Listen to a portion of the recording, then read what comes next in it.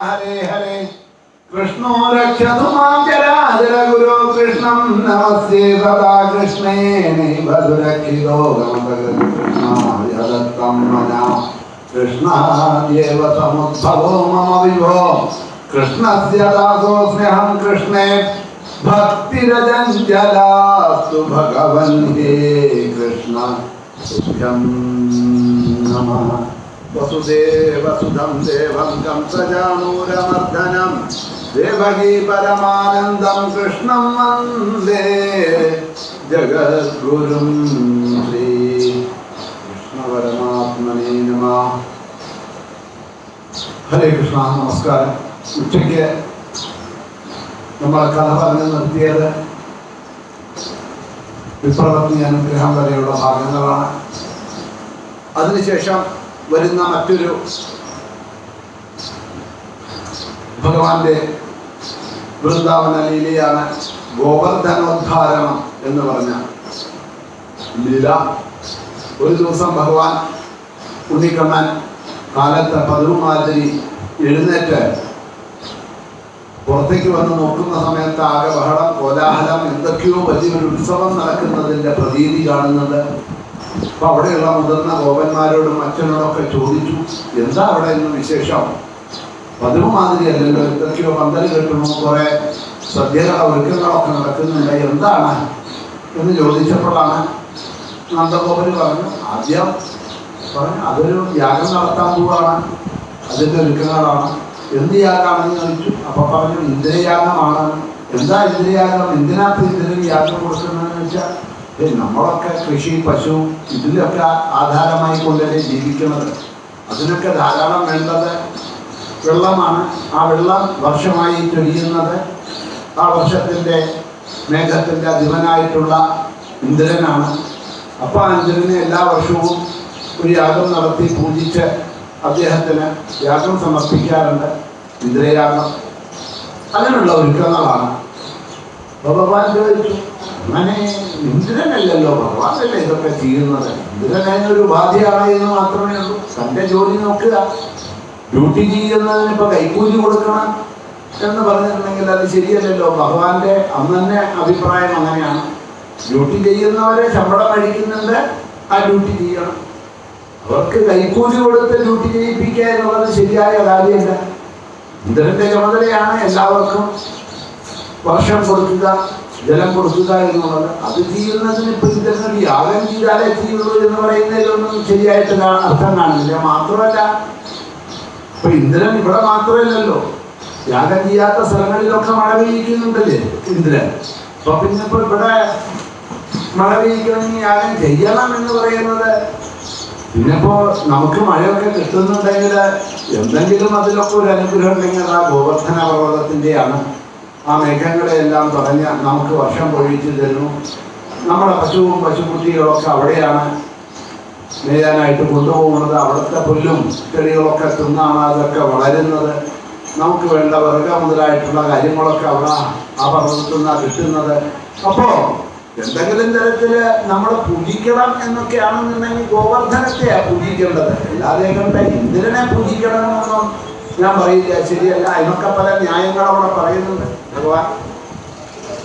ഏതായാലും കൃഷ്ണന്റെ ഈ വാക്കുകളൊക്കെ കേട്ടപ്പോൾ ഗോപന്മാർക്കും തോന്നി, ശരിയാണ്, നമ്മൾ ഇക്കൊല്ലം ഗോവർദ്ധനത്തിനെ പൂജിക്കാം. അപ്പൊ എങ്ങനെയാ ഗോവർദ്ധനത്തിനെ പൂജിക്കേണ്ടത്, എന്താ സ്പെഷ്യലായിട്ട് ചെയ്യേണ്ടതെന്ന് പറഞ്ഞപ്പോൾ കൃഷ്ണൻ പറഞ്ഞ സ്പെഷ്യലൊന്നും വേണ്ട, ഇതാപ്പൊ നിങ്ങൾ ഉണ്ടാക്കിയിട്ടുള്ള ഈ ചോറ കറികള്, അതേമാതിരി പായസം, ലഡു, മുറുക്ക്, ജലേബി ഇതൊക്കെ ഉണ്ടാക്കിയിട്ടുണ്ട്. ഇതൊക്കെ എടുത്തുകൊണ്ട് നമുക്ക് പോവുക, ഗോവർദ്ധനത്തിനെ പൂജിക്കുക, ഗോവർദ്ധനത്തിന് ഇതൊക്കെ സമർപ്പിക്കുക നൈവേദ്യമായിട്ട്.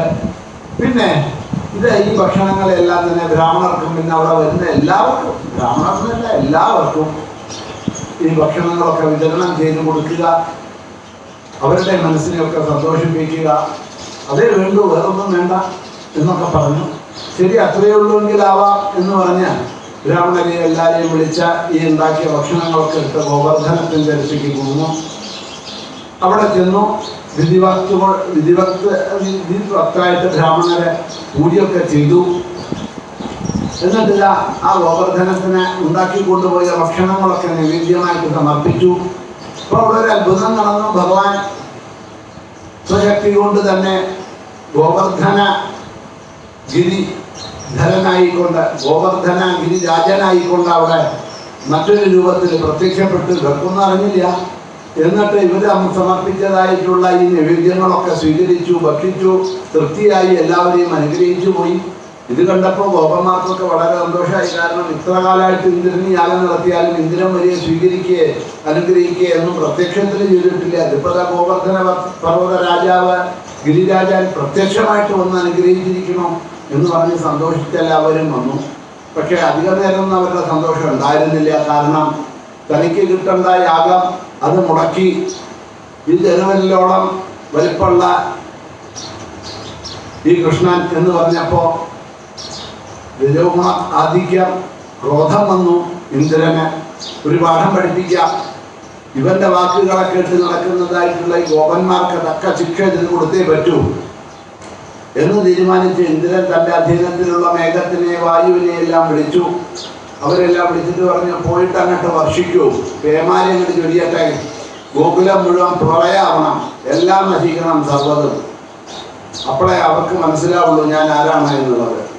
ആ വിരല് പോലെയുള്ള കൃഷ്ണന്റെ വാക്ക് കേട്ടിട്ട് അവൻ എനിക്ക് തരുന്ന യാഗം മുടക്കി, അതിൻ്റെ പ്രത്യാഘാതം അവരനുഭവിക്കണം എന്നൊക്കെ പറഞ്ഞു.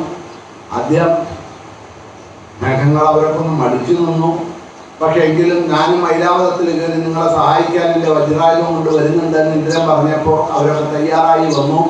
ഇതാ ഗംഭീരമായിട്ടുള്ള മഴ, ഭയങ്കര കൊടുങ്കാറ്റ്, ഇടി, മിന്നല്. അവിടെ പറയുന്നത് ആനയുടെ തുമ്പിക്കൈയും മാതിരിയൊക്കെ ആയിരുന്നു ഓരോ തുള്ളി വെള്ളവും വർഷിച്ചിരുന്നത് എന്നാണ്. പ്രളയമായി ആ വർഷം, അതും അസ്ഥാനത്ത്. ആ സമയത്തൊന്നും മഴ പെയ്യാതെ പതിവില്ല. അങ്ങനെ ഒരു മഴ യാദൃച്ഛികമായിട്ട് നോക്കിയിരിക്കുമ്പോൾ വന്നപ്പോൾ ഇവർക്കെല്ലാം മനസ്സിലായി ഇന്ദ്രകോപം തന്നെയാണ്. ഉടനെ ഓടി കൃഷ്ണനോട് പറഞ്ഞു, ഞാൻ ഞങ്ങളുടെ ഇന്ദ്രയാഗം ചെയ്യാൻ പറഞ്ഞു, നീ പറഞ്ഞ മുടക്കിയത് ഗോവർദ്ധനത്തിനെ പൂജിക്കാൻ പറഞ്ഞു. ഇതാ ഇപ്പോൾ എല്ലാം സങ്കടത്തിലാണ്, ഇതിന്ന് നിങ്ങളെങ്ങനെയാ രക്ഷപ്പെടുകയെന്ന് ചോദിച്ചപ്പോൾ അതിനിപ്പോൾ എന്താ, ഗോവർദ്ധനല്ലേ, ഗോവർദ്ധനൻ നമ്മളെ രക്ഷിക്കും, എല്ലാവരും വന്നോളൂ എന്ന് പറഞ്ഞു. എല്ലാം എടുത്തുകൊണ്ട്, അവരുടെ കയ്യിലുള്ളതെല്ലാം എടുത്തുകൊണ്ട്, പശു പക്ഷികളെല്ലാം എടുത്തുകൊണ്ട് അവരിതാ ആ ഗോവർദ്ധനത്തിൻ്റെ അടുത്ത് പോയി. ഭഗവാൻ തൻ്റെ ശക്തി കൊണ്ട് ഗോവർദ്ധന പർവ്വതത്തെ പൊക്കി എന്നാണ് പറയുന്നത്. ഇവിടെ ഭാഗവതത്തിൽ ഗോവർദ്ധന പർവ്വതത്തെ തൻ്റെ കൈ കൊണ്ട് പൊക്കി പിടിച്ച് കുറേയായിട്ട് നിന്നു എന്നേ പറഞ്ഞിട്ടുള്ളൂ. ഗർഗഭാഗവതത്തിലൊക്കെ ഇടത് കൈ കൊണ്ടാണ് പൊക്കിയത് എന്നും ഇടത് കൈയിലെ ചുണ്ടുവിരലിലാണ് ഭഗവാൻ ആ ഗോവർദ്ധനത്തെ പൊക്കി നിർത്തിയത് എന്നും ഒക്കെ പറയുന്നുണ്ട്. ഇവിടെ അങ്ങനെ പറയുന്നില്ല. എന്തായാലും ആ തൃക്കാൽ രണ്ടും പിണച്ച് ആ രൂപത്തിലെല്ലാം നിന്നു. തൻ്റെ ഇടത് കൈയിലെ ആ ചെറുവിരൽ പോലുള്ള ആ പയ്യൻ ചെയ്തു എന്നല്ലേ പറഞ്ഞത്. എന്നാൽ ചെറുവിരല് അതിൻ്റെ മഹാത്മ്യം എന്താണെന്ന് പറഞ്ഞു കൊടുക്കാം ഇന്ദ്രനെ എന്ന് വിചാരിച്ചിട്ടാവാം ആ ചെറുവിരൽ കൊണ്ട് ഗോവർദ്ധനത്തെ പൊക്കി കുറേയായിട്ട് നിർത്തി. എല്ലാവരും ഇതാ അതിൻ്റെ അടിയിലേക്ക് വന്നോളാൻ പറഞ്ഞു. എല്ലാവരും എത്തിക്കഴിഞ്ഞ ശേഷം ഭഗവാൻ തൻ്റെ വലതു കൈയിൽ ആ ഉടക്കുഴലെടുത്ത് വേണുഗാനം മുഴക്കാൻ തുടങ്ങി. ഈ ഗോപന്മാർ മാത്രമല്ല, അവിടെ ഉണ്ടായിരുന്ന മയില്, മുയല്, പക്ഷികള്, പശുക്കള്, ഭൂമി ഗോപന്മാരെ എല്ലാവരും ആ വേണുഗീതം കേട്ടവരങ്ങനെ ഇരുന്നു. ഒരാഴ്ചയാണ് അങ്ങനെ പൊക്കി നിർത്തിയത്. ഈ ഒരാഴ്ച അവർക്ക് അന്നാഹാരമൊന്നും കഴിച്ചില്ല എന്നുള്ള ആ ഒരു ചിന്തയൊന്നും ഉണ്ടായില്ല. കാരണം ഭഗവാൻ അവരുടെ മനസ്സിനെയെല്ലാം തന്നിലേക്ക് ആകർഷിച്ച് അവിടെ നിർത്തിയപ്പോൾ 7 ദിവസം 7 നിമിഷം കഴിഞ്ഞത് മാതിരി അവർക്ക് തോന്നിയത്. ഈ 7 ദിവസവും ആ വിരല നിൽക്കുകയോ വേറൊരു വിരല അല്ലെങ്കിൽ കൈ മാറ്റിയോ അല്ലെങ്കിൽ തന്റെ സ്ഥാനം മാറ്റിയോ ഒന്നും ചെയ്തില്ല എന്നാണ് പറയുന്നത്. ഭഗവാൻ അങ്ങനെ തന്നെ നിന്നു. ഇന്ദ്രന്റെ സ്റ്റോക്കിലുള്ള ഭക്ഷണമൊക്കെ പൊഴിഞ്ഞു, കാറ്റൊക്കെ നിന്നു. ഇനി രക്ഷയില്ല എന്ന് കണ്ടപ്പോൾ തിരിച്ചോടി എല്ലാവരും. ഭഗവാൻ ആ ഗോവർദ്ധന പർവ്വതത്തെ സ്വസ്ഥാനത്ത് സ്ഥാപിച്ചു. എല്ലാവരും മടങ്ങി ഗോകുലത്തിലേക്ക് വന്നു. അവർക്കെല്ലാം സന്തോഷമായി. ഒരു നാശവും നഷ്ടവും ഗോകുലത്തിന് സംഭവിച്ചില്ല. ഇതൊക്കെ കണ്ടപ്പോഴാണ് ഇന്ദ്രന് ഭഗവാന്റെ മഹാത്മ്യം മനസ്സിലായത്. താൻ ഏതൊരു ഉണ്ണിയെയാണോ ചെറുവിരലുള്ള പയ്യൻ എന്ന് വിചാരിച്ചത് പരമാത്മാവാണ്. ആ ചെയ്ത തെറ്റിനെ ക്ഷമ ചോദിക്കാതെ നിവർത്തിയില്ല എന്ന് മനസ്സിലാക്കിയ ഇന്ദ്രൻ അതാ ആകാശഗംഗയും എടുത്തുകൊണ്ട് ഭഗവാനെ അഭിഷേകം ചെയ്യാനായി പ്രായശ്ചിത്തം എന്നോണം അഭിഷേകം ചെയ്ത് ഭഗവാന്റെ പാദങ്ങളിൽ വീണ് നമസ്കരിച്ച് സ്തുതിക്കാനായി കൊണ്ടുവരുന്നു. ആ സമയത്ത് സുരഭി മാതാവും പറഞ്ഞു, മനുഷ്യരെ മാത്രമല്ല എൻ്റെ കിടാങ്ങളെ, ലക്ഷക്കണക്കിനുള്ള എൻ്റെ കിടാങ്ങളെയും ഭഗവാൻ സംരക്ഷിച്ചില്ലേ, എനിക്കും ഒന്ന് വന്ന ഭഗവാനെ സ്തുതിക്കണമെന്നുണ്ടെന്ന് പറഞ്ഞപ്പോൾ പോന്നോളൂ എന്ന് പറഞ്ഞു. അങ്ങനെ സുരഭിയും കൂട്ടിയില്ല വൃന്ദാവനത്തിലെത്തി ഭഗവാനെ അഭിഷേകം ചെയ്തു. ആകാശഗംഗ ജലം കൊണ്ട് ഇന്ദ്രൻ അഭിഷേകം ചെയ്തു. അതിനു മുമ്പ് ആ ഭഗവാന്റെ പാദങ്ങളെ നമിച്ചുകൊണ്ട് തൻ്റെ തലയെ കുനിച്ചുകൊണ്ടുള്ള ആ ഇന്ദ്രന്റെ സ്തുതി, ഗംഭീരമായിട്ടുള്ള സ്തുതി അഭിഷേകം ചെയ്തു. സുരഭി മാതാവും തൻ്റെ പയസ് പാലുകൊണ്ട് ഭഗവാനെ അഭിഷേകം ചെയ്ത് ഭഗവാനെ ഗോവിന്ദൻ എന്ന നാമകരണം കൊടുത്തു. അങ്ങനെ ഗോവിന്ദൻ എന്നുള്ള പേര് കിട്ടി ഭഗവാന് എന്ന് പറഞ്ഞ ഗോവിന്ദാഭിഷേകം. അതെല്ലാം കഴിഞ്ഞ് അഹങ്കാരം, ആ ഗർവമെല്ലാം ശമിച്ച ഇന്ദ്രനെ ഭഗവാൻ വേണ്ട ഉപദേശങ്ങൾ കൊടുക്കും. ഞാൻ പറഞ്ഞതനുസരിച്ച് പ്രവർത്തിക്കുക, അതനുസരിച്ച് വേണ്ട കാര്യങ്ങൾ ചെയ്യുക, അതാണ് എൻ്റെ ഡ്യൂട്ടി. അതല്ലാതെ കണ്ട് ഇത്തരത്തിൽ എന്തെങ്കിലും ഒന്ന് കിട്ടണം എന്ന് വിചാരിച്ചുകൊണ്ട് അത് തരാത്തവരെ ദ്രോഹിക്കുക, കഷ്ടപ്പെടുത്തുക, ഇതല്ല ചെയ്യേണ്ടത്. അത് കാരണം കൊണ്ട് ഞാൻ എന്ത് പറഞ്ഞോ അതനുസരിച്ച് കാര്യങ്ങൾ ചെയ്തോളൂ, നിനക്ക് മംഗളം വരട്ടെ, പോയിക്കോളൂ എന്ന് പറഞ്ഞ് അനുഗ്രഹിച്ച് ഇന്ദ്രനെ തിരിച്ചയക്കണം.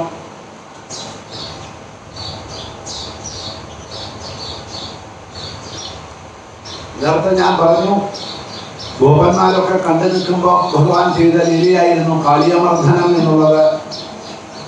അപ്പോൾ തന്നെ ഇവർക്കെല്ലാം മനസ്സിലൊരു കാര്യം ബോധ്യമായി, എന്തോ ഒരു ശക്തി, ദൈവിക ശക്തി കൃഷ്ണനിലുണ്ട്, സാധാരണ ഒരു മനുഷ്യക്കുട്ടിയല്ല എന്നുള്ളത് ഈ ഗോപന്മാർക്കെല്ലാം അതിൽ നിന്നും മനസ്സിലായി. ഇപ്പോൾ ഇതാ 7 ദിവസം ഗോവർദ്ധനത്തെ പൊക്കി നിന്നു, ഇന്ദ്രൻ തന്നെ വന്ന് നമസ്കരിച്ചു എന്നൊക്കെ കണ്ടപ്പോൾ മനസ്സിലായി ഭഗവാന്റെ ശക്തിയാണ് എന്നുള്ളത്. അപ്പോ ഇവരെല്ലാവരും കൂടി നന്ദഗോപനെ കണ്ടു, ചോദിച്ചു, ആരാ ഇത്, അങ്ങയുടെ പുത്രൻ തന്നെയാണോ? ഞങ്ങൾക്ക് വിശ്വസിക്കാൻ കഴിയുന്നില്ല. കാരണം സാധാരണ ഒരു ഗോപനാണ്, അങ്ങയുടെ പുത്രനാണ് എന്നുണ്ടെങ്കിൽ ഇതൊന്നും ചെയ്യാൻ കഴിയാത്തതാണ്. ആരാ എന്താന്നൊക്കെ ഒന്ന് പറഞ്ഞു ഇപ്പോഴെങ്കിലും എന്ന് പറഞ്ഞപ്പോൾ നന്ദഗോപി പറഞ്ഞു, എനിക്കും അത്രയൊന്നും അറിയില്ല, പക്ഷേ ആ ജാതകർമ്മം നാമകർമ്മം ചെയ്യാനായി വന്ന ഗർഗമുനി പണ്ട് പറഞ്ഞത് എനിക്ക് ഓർമ്മയുണ്ട്. നാരായണ സമോഗുണ എന്ന് പറഞ്ഞു. നാരായണന്റെ മാതിരി തന്നെയുള്ള ശക്തിയും മറ്റുമുള്ള കുട്ടിയാണ്. ഈ കുട്ടിയെ ആശ്രയിച്ചാൽ ഒരിക്കലും ഗോകുലത്തിന് ഒരു വിധത്തിലുള്ള ഘട്ടങ്ങളും ആരിൽ നിന്നും ഉണ്ടാവില്ല എന്നൊരു വാർത്ത പറഞ്ഞു. ആ ഒരു വാർത്ത എനിക്ക് ഓർമ്മയുണ്ടായിരുന്നല്ലാതെ ബാക്കിയൊന്നും എനിക്കറിയില്ല എന്നൊക്കെ അവിടെ പറഞ്ഞു. അത് കേട്ടപ്പോൾ അവർക്കെല്ലാം സന്തോഷമായി. അത് കഴിഞ്ഞ ചെറിയ ഒരു അധ്യായം, 28ാമത്തെ അധ്യായം വളരെ ചെറുതാണെങ്കിലും അതിൽ പറയുന്നതായിട്ടുള്ള 2 കഥകൾ വളരെയധികം ശ്രദ്ധേയമായിട്ടുള്ള 2 കഥകളെയാണ് ആ 28ാമത്തെ അധ്യായത്തില് അവിടെ പറയുന്നത്. 17 ശ്ലോകങ്ങളേ ഉള്ളൂ. അതിൽ ആദ്യം തന്നെ പറയുന്ന കഥ, നന്ദഗോപര് ഏകാദശി വ്രതം കഴിഞ്ഞ് ദ്വാദശി പാരണത്തിന് വേണ്ടിയിട്ട് ആ മുഹൂർത്തം അതിരാവിലെ ആയിരുന്നു എന്ന കാരണത്താൽ അറിയാതെ കണ്ട് നിശീത സമയത്തെ കാളിന്തിയിൽ കുളിക്കാൻ പോയി. അപ്പൊ നിശീത സമയത്തിലൊന്നും ജലത്തിൽ ഇറങ്ങി സ്നാനം ചെയ്യാൻ പാടില്ല. വരുണൻ തപസ് ചെയ്തുകൊണ്ടിരിക്കുന്ന സമയമാണ് അത്ര. അത് ബ്രാഹ്മമുഹൂർത്തമാണ്. പക്ഷെ അന്ന് വാച്ചൊന്നുമില്ല, നേരത്തെ കുളിച്ചു വരണം. കാരണം കാലത്ത് ഒരു അല്പസമയമുള്ളൂ ദ്വാദശി. അപ്പോഴേക്കും കുളിച്ചു വന്ന ഭഗവാനെ പൂജാഭിഷേകം കഴിച്ച് നൈവേദ്യം കഴിച്ച് ആ പാരണം ചെയ്യണം ദ്വാദശി കഴിയുന്നതിന് മുമ്പ് എന്ന് വിചാരിച്ച് കുളിക്കാൻ പോയതാണ്. എന്തായാലും ആ നിശീത സമയത്തിൽ പോയത് കൊണ്ട് വരുണന്റെ 6 ഭടന്മാർ വന്ന് നന്ദഗോപരെ ഇതാ വരുണലോകത്തിലേക്ക് കൊണ്ടുപോകും. വരുണന്റെ മുന്നിലേക്ക് നന്ദഗോപരെ കണ്ട വരുണൻ തിരിച്ചറിഞ്ഞു ഇത് കൃഷ്ണന്റെ അച്ഛനാണ് എന്ന്. മുമ്പ് നമ്മൾ ബ്രഹ്മാവിനെ അനുഗ്രഹിച്ച കഥ, അഗ്നിയെ അനുഗ്രഹിച്ച കഥ, ഇതായിപ്പോ ഇന്ദ്രനെ അനുഗ്രഹിച്ച കഥയെല്ലാം നമ്മൾ കേട്ടു. ഇനി അടുത്തത് വരുണനെ അനുഗ്രഹിക്കുന്ന കഥയാണ് കേൾക്കുന്നത്. നന്ദഗോപനെ സ്വീകരിച്ച് വേണ്ട മര്യാദകളൊക്കെ നടത്തി അവിടെ ഇരുത്തി. അപ്പോഴേക്കും ഇതാ ഇവിടെ കാലത്ത് കുറച്ച് വെളിച്ചായി. നന്ദഗോപനെ കാണാനില്ല. യശോദമ്മ പറഞ്ഞു അത് രാവിലെ കുടിക്കാനായിട്ട് കാളഞ്ചി പോയതാണ് എന്ന്. എല്ലാവരും ഒന്ന് നോക്കിയ സമയത്ത് നന്ദഗോപരുടെ ചെരുപ്പും കുടി കഴിഞ്ഞാൽ ഉടുക്കാനുള്ള വസ്ത്രവും ഒക്കെ അവിടെയുണ്ട്. പക്ഷെ നന്ദഗോപരെ കാണാനില്ല. അവരെല്ലാവരും തെറ്റിദ്ധരിച്ചു നന്ദഗോപരെ കാളഞ്ചിയിൽ മുങ്ങിയിട്ടുണ്ട്, എന്തോ സംഭവിച്ചു അദ്ദേഹത്തിന്. ഓടി വന്നു. എല്ലാവരും കൃഷ്ണന്റെ അടുത്ത് വന്ന് പറഞ്ഞു ദേവാന്തി നന്ദഗോപരെ കാണാനില്ല, കാളഞ്ചിയിൽ മുങ്ങി നാ തോന്നുന്നതായിരുന്നു. ഭഗവാൻ അവിടെ നിന്ന് വന്നു. നോക്കിയപ്പോൾ നന്ദഗോപരുടെ ചെരുപ്പും വസ്ത്രമൊക്കെ കാണുന്നുണ്ട്. ശരിയെന്ന് പറഞ്ഞ പണ്ട് കാളിന്ത്യയിൽ ചാടിയ മാതിരി വീണ്ടും ചാടി നേരെ വരുണലോകത്തിലേക്കാണ് പോയത്. വരുണലോകത്തിൽ പോയ കൃഷ്ണനെ വരുണൻ എല്ലാ മര്യാദകളോടും കൂടി നമസ്കരിച്ച് സ്തുതിച്ച് സ്വീകരിച്ചു. തൻ്റെ ആസനത്തിൽ തന്നെ ഇരുത്തി പാദപൂജകളെല്ലാം ചെയ്തു. എന്നിട്ട് ഇതാ നന്ദഗോപരെ തൻ്റെ വരുണന്റെ ഭടന്മാരെ അറിയാതെ കണ്ട് അങ്ങയുടെ പിതാവാണ് എന്ന് അറിയാതെ അവരെ കൊണ്ടുവന്നതാണ്. അതിന് ക്ഷമ ചോദിച്ചു. ഭഗവാനെ ക്ഷമിക്കണം എന്ന് പറഞ്ഞ് കാലിൽ വീണ് നമസ്കരിച്ചു. ഭഗവാൻ അനുഗ്രഹിച്ചു. സന്തോഷിച്ച വരുണൻ വരുണലോകത്തിലുണ്ടായിരുന്ന പല വിധത്തിലുള്ള നവരത്നങ്ങളെ കൊണ്ടുണ്ടാക്കിയ കിരീടം, മാലകള്, വളകള്, അങ്ങനെ ആഭരണങ്ങളൊക്കെ ഭഗവാന് പാരിതോഷികമായിട്ട് കൊടുത്തു, അണിയിപ്പിച്ചു. സന്തോഷിച്ച് അനുഗ്രഹിച്ച് നന്ദഗോപരെയും കൊണ്ട് തിരിച്ചു വന്നു എന്നുള്ളൊരു കഥ. തിരിച്ചു വന്ന നന്ദഗോപര് താൻ കേട്ടതും കണ്ടതുമായിട്ടുള്ള കാര്യങ്ങളെയെല്ലാം ഗോപന്മാരോട് പറഞ്ഞു. അതൊക്കെ കേട്ടപ്പോൾ അവർക്ക് വലിയ അത്ഭുതമായി. ഇതും കൂടി കേട്ട സമയത്ത് അപ്പോൾ ഗോപന്മാരെല്ലാവരും ഒരുപാട് കാലമായിട്ട് അവർ ആഗ്രഹിച്ചിരുന്ന ഒരു ആഗ്രഹം ഭഗവാനോട് പറഞ്ഞു. ഞങ്ങൾക്ക് വൈകുണ്ഠം കണ്ടാലൊന്ന് കൊള്ളാമെന്നൊരു ആഗ്രഹമുണ്ട് കൃഷ്ണ എന്ന് പറഞ്ഞപ്പോഴാണ്. അതിനിപ്പോൾ എന്താ, വൈകുണ്ഠത്തിലേക്ക് പോകണമെന്നുണ്ടെങ്കിൽ ശുദ്ധമായിട്ട് പോകണം. എല്ലാവരും കാളിന്തിയിലേക്ക് വരുമെന്ന് പറഞ്ഞ് കൂട്ടിക്കൊണ്ടുപോയി എല്ലാവരെയും കാളിന്തിയിൽ ഇറക്കി. പറഞ്ഞു ഞാൻ 1 2 3 എന്ന് പറയുമ്പോൾ എല്ലാവരും മുങ്ങണം. ആയിക്കോളാമെന്ന് പറഞ്ഞു. കൃഷ്ണൻ 1 2 3 എന്ന് പറഞ്ഞു. എല്ലാവരും അതാ കാളിന്തി ജലത്തിൽ മുങ്ങി. മുങ്ങിയതേ അവർക്കറിയുള്ളൂ, പൊങ്ങിയത് വൈകുണ്ഠത്തിലാണ്. ഭഗവാൻ തൻ്റെ മായ കൊണ്ട്, തൻ്റെ ശക്തി കൊണ്ട് ഇവരെല്ലാവരെയും വൈകുണ്ഠത്തിലെത്തിച്ചു. വൈകുണ്ഠത്തിലെത്തി അവര് അവിടെ ശ്രീലക്ഷ്മി പാദസേവനം ചെയ്തുകൊണ്ട് ആ അനന്തന്റെ മുകളിൽ ശയനം ചെയ്തുകൊണ്ടിരിക്കുന്ന സനകാദി ഋഷികളാൽ സ്തുതിക്കപ്പെട്ടുകൊണ്ടിരിക്കുന്നതായിട്ടുള്ള ശ്രീ അനന്തപത്മനാഭനെ കണ്ടു. പക്ഷേ കണ്ട അവർക്ക് അതിശയമായി, അത്ഭുതമായി. ആ മുഖമൊന്ന് നോക്കിയപ്പോഴാണ് നമ്മുടെ കൂടെ കളിക്കുന്ന കൃഷ്ണന്റെ മുഖമാണല്ലോ ഇത് എന്ന് നമ്മൾ കണ്ടത്. ഇവിടെ തിരിഞ്ഞു നോക്കി കൃഷ്ണന്റെ മുഖത്തിലേക്ക്, വീണ്ടും ഇതാ പത്മനാഭസ്വാമിയുടെ മുഖത്തിലേക്ക്, ഹരിയുടെ മുഖത്തിലേക്ക് നോക്കുന്നു. ഇതിങ്ങനെ മാറി മാറി നോക്കുന്നത് കൊണ്ടപ്പോൾ കൃഷ്ണന് മനസ്സിലായി, ഇവരെ മനസ്സിലാക്കിയിട്ടുണ്ട് തന്നെ എന്ന്. ഉടൻ തന്നെ ഭഗവാൻ എന്തു പറഞ്ഞു, ഒരു കാര്യം ചെയ്യും, നിങ്ങളൊക്കെ ഈ വൈകുണ്ഠത്തിൽ ഇരുന്നോളൂ കളിച്ച് ചിരിച്ചുകൊണ്ട്. എനിക്ക് കുറച്ചും കൂടി ജോലിയുണ്ട്, അപ്പം ഞാനൊന്ന് വ്രതത്തിലേക്ക് പോയി എൻ്റെ ജോലികളൊക്കെ കഴിച്ച് ഞാൻ വരാം, അതുവരെ ഇവിടെ സുഖമായിട്ട് കൂടിക്കോളൂ എന്ന് പറഞ്ഞു.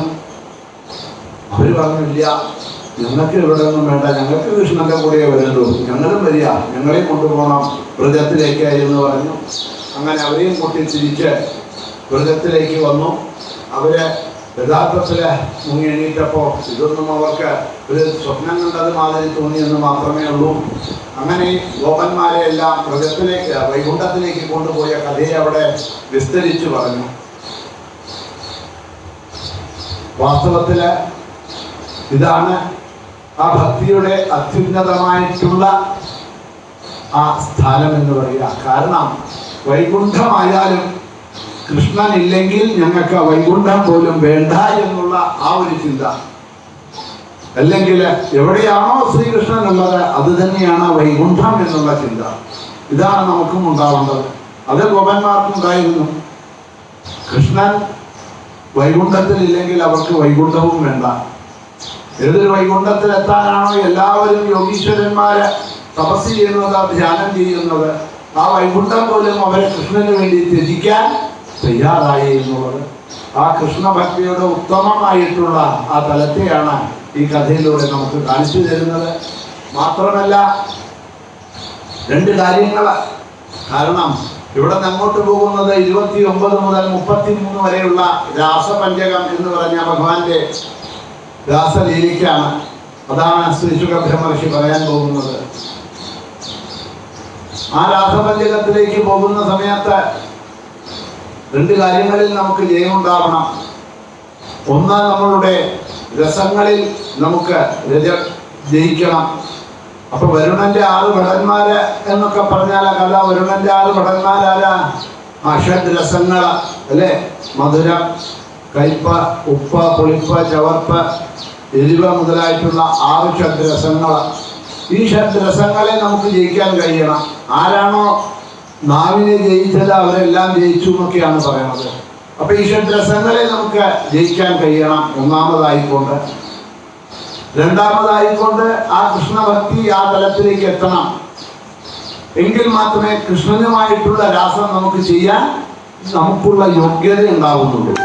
അപ്പൊ അങ്ങനെ ആ കൃഷ്ണനുമായിട്ടുള്ള രാസത്തിനുള്ള യോഗ്യതകളെ അവിടെ കാണിക്കാനായിക്കൊണ്ട് ഈ രണ്ട് കഥകൾ, നന്ദഗോപരെ വരുണൻ ലോകത്ത് പോയി വന്നതും കുട്ടികളെ ഗോപന്മാരെ വൈകുണ്ഠത്തിൽ പോയി വന്നതുമായിട്ടുള്ള കഥകളെ അവിടെ ചുരുക്കി വിവരിച്ചതിന് ശേഷം അടുത്തതായിട്ട് നമ്മളെ കൊണ്ടുപോകുന്നത് ആ രാസപഞ്ചകം എന്ന ഭാഗങ്ങളിലേക്കാണ്. രാസം പറയുക ശിശുക്കൻ പോലും പറയുന്നുണ്ട്, എന്നെ കൊണ്ട് പോലും പറയാൻ കഴിയാത്തതാണ്. അത് കേൾക്കണമെന്ന് ചോദിച്ചപ്പോഴ പരീക്ഷത്തിനോട് പറയുന്നു, അതൊന്നും പറയാൻ കഴിയുന്ന കാര്യങ്ങളല്ല, എങ്കിലും ആവുന്ന വിധത്തിൽ ഒന്ന് പറഞ്ഞൊപ്പിക്കാമെന്ന് ശ്രീശുകൻ തന്നെ പറയുമ്പോൾ നമുക്കൊക്കെ എന്താ രാസം പറയാനുള്ള യോഗ്യതകളുള്ളത്? ഭഗവാനഭിതാരാത്രി ശരദോത്ഫുല്ല മല്ലികാ വീക്ഷരന്തും മനശ്ചക്രേ യോഗമായാംബാശ്രിത. പണ്ട് കാർത്യായനി വ്രതം നടന്ന സമയത്ത് കൃഷ്ണനെ പതിയായി കിട്ടണമെന്ന് കാർത്യായനി മഹാമായെ ആ കാർത്യായനി ദേവിയോട് അവര് പ്രാർത്ഥിച്ചു. കൃഷ്ണൻ സ്വയം പ്രത്യക്ഷമായി വന്ന് അവർക്ക് ശരീരബോധത്തിൽ നിന്നും ആത്മബോധത്തിലേക്ക് അവർ ഉയർത്തി എന്ന കഥ നമ്മൾ പറഞ്ഞു. ആത്മബോധത്തിൽ വന്ന് അവരോട് പറഞ്ഞിരുന്നു, യഥാസമയത്ത് ഞാൻ നിങ്ങൾക്ക് നിങ്ങളുടെ ആഗ്രഹത്തെ പൂർണ്ണമാക്കി തരുന്നുണ്ട് എന്ന് പറഞ്ഞു. ഇതാ വൃന്ദാവന ലീലകളെല്ലാം കഴിഞ്ഞ് ഇനി തനിക്ക് അടുത്തതായിട്ട് മധുരാലയിലേക്ക് പോകേണ്ടതായിട്ടുണ്ട്. കാരണം ഇത് കഴിഞ്ഞാൽ ഇനി ഇവിടെ നിന്ന് അങ്ങോട്ട് മധുരാലീലകളാണ് തുടങ്ങുന്നത്. ഗോകുല വൃന്ദാവന 2-3 തന്നെ. അപ്പൊ അങ്ങനെ ഗോകുല ലീലകൾ അല്ലെങ്കിൽ വൃന്ദാവന ലീലകൾ, അത് കഴിഞ്ഞിട്ട് മധുരാലീലകൾ, അതിനുശേഷം ഇതാ ഇന്ന് വൈകുന്നേരത്തിന് ശേഷം വരുന്നതായിട്ടുള്ള ദ്വാരകാലീലകൾ. അങ്ങനെ 3 സ്ഥലങ്ങളിലാണ് ഭഗവാൻ ലീലകൾ നടത്തിയത്. അപ്പൊ തൻ്റെ ഈ വൃന്ദാവന ലീലകൾ കഴിഞ്ഞ് താനിതാ മധുരയിലേക്ക് പോകുന്നു. ആ മധുരയിലേക്ക് പോകുന്നതിന് മുമ്പ് ശരീരബോധത്തിൽ നിന്നും ആത്മബോധത്തിലേക്ക് ഉയർത്തിയ ഈ ഗോപികമാരെ ആ പരമാത്മ തത്വത്തിൽ ഉറപ്പിച്ചു നിർത്തണം. എന്നിട്ട് വേണം തനിക്ക് മധുരയ്ക്ക് പോകാൻ. കാരണം ഇനി മധുരയ്ക്ക് പോയാൽ ഭഗവാൻ ഒരിക്കലും വൃന്ദാവനത്തിലേക്ക് വരുന്നതായിട്ട് ഭാഗവതത്തിൽ പറയുന്നില്ല. പിന്നെ അവിടെ കാണുന്നുണ്ട് ശ്രമന്ത പഞ്ചകത്തിൽ ഒരിക്കല്. പക്ഷേ തിരിച്ച് വൃന്ദാവനത്തിലേക്ക് വരുന്നതായിട്ട് ഗോപികന്മാരെ കാണാനായിട്ട് വരുന്നതായിട്ട് പലവിധമായി വരുന്നുണ്ട്. പക്ഷേ ഭഗവാൻ വരുന്നില്ല. അപ്പൊ തൻ്റെ വിയോഗം ഇവർക്ക് ദുഃഖം ഉണ്ടാക്കരുത്. താനില്ല എന്നുള്ള ആ ഒരു ചിന്ത ഇവർക്ക് ഒരിക്കലും ഉണ്ടാവരുത്. താൻ എപ്പോഴും അവരുടെ കൂടെ ഉണ്ട് എന്നുള്ള ആ ചിന്ത ആ തലത്തിലേക്ക്, ആ ബോധതലത്തിലേക്ക് അവരെ എത്തിക്കണം. അതിനുള്ള ഉപായമാണ് ഈ രാസം. അതിനുള്ള തയ്യാറെടുപ്പുകൾ ഇതാ ഭഗവാൻ ചെയ്യുകയാണ്. താൻ പറഞ്ഞ വാക്കുകളെ സത്യമാക്കാനായിക്കൊണ്ട്, ഗോപികളുടെ ആഗ്രഹത്തെ പൂർത്തീകരിക്കാനായിക്കൊണ്ട് ഭഗവാൻ ഇതാ തീരുമാനിച്ചു. രാത്രി, ആ രാത്രിയിൽ ഏത് രാത്രിയാം? ശരദോത്ഫുല്ല മല്ലിക, ശരത്കാലത്തിലുള്ള ഒരു പൗർണമി ദിവസം, പൂർണ്ണചന്ദ്രൻ ഉദിച്ചു നിൽക്കുന്ന ദിവസം ശരത്കാലത്ത്. എന്താ അങ്ങനെയൊക്കെ പറഞ്ഞിരിക്കുന്നത് എന്ന് ചോദിച്ചാൽ ഇതിൻ്റെയൊക്കെ അതിഗൂഢമായിട്ടുള്ള അർത്ഥങ്ങളുണ്ട്.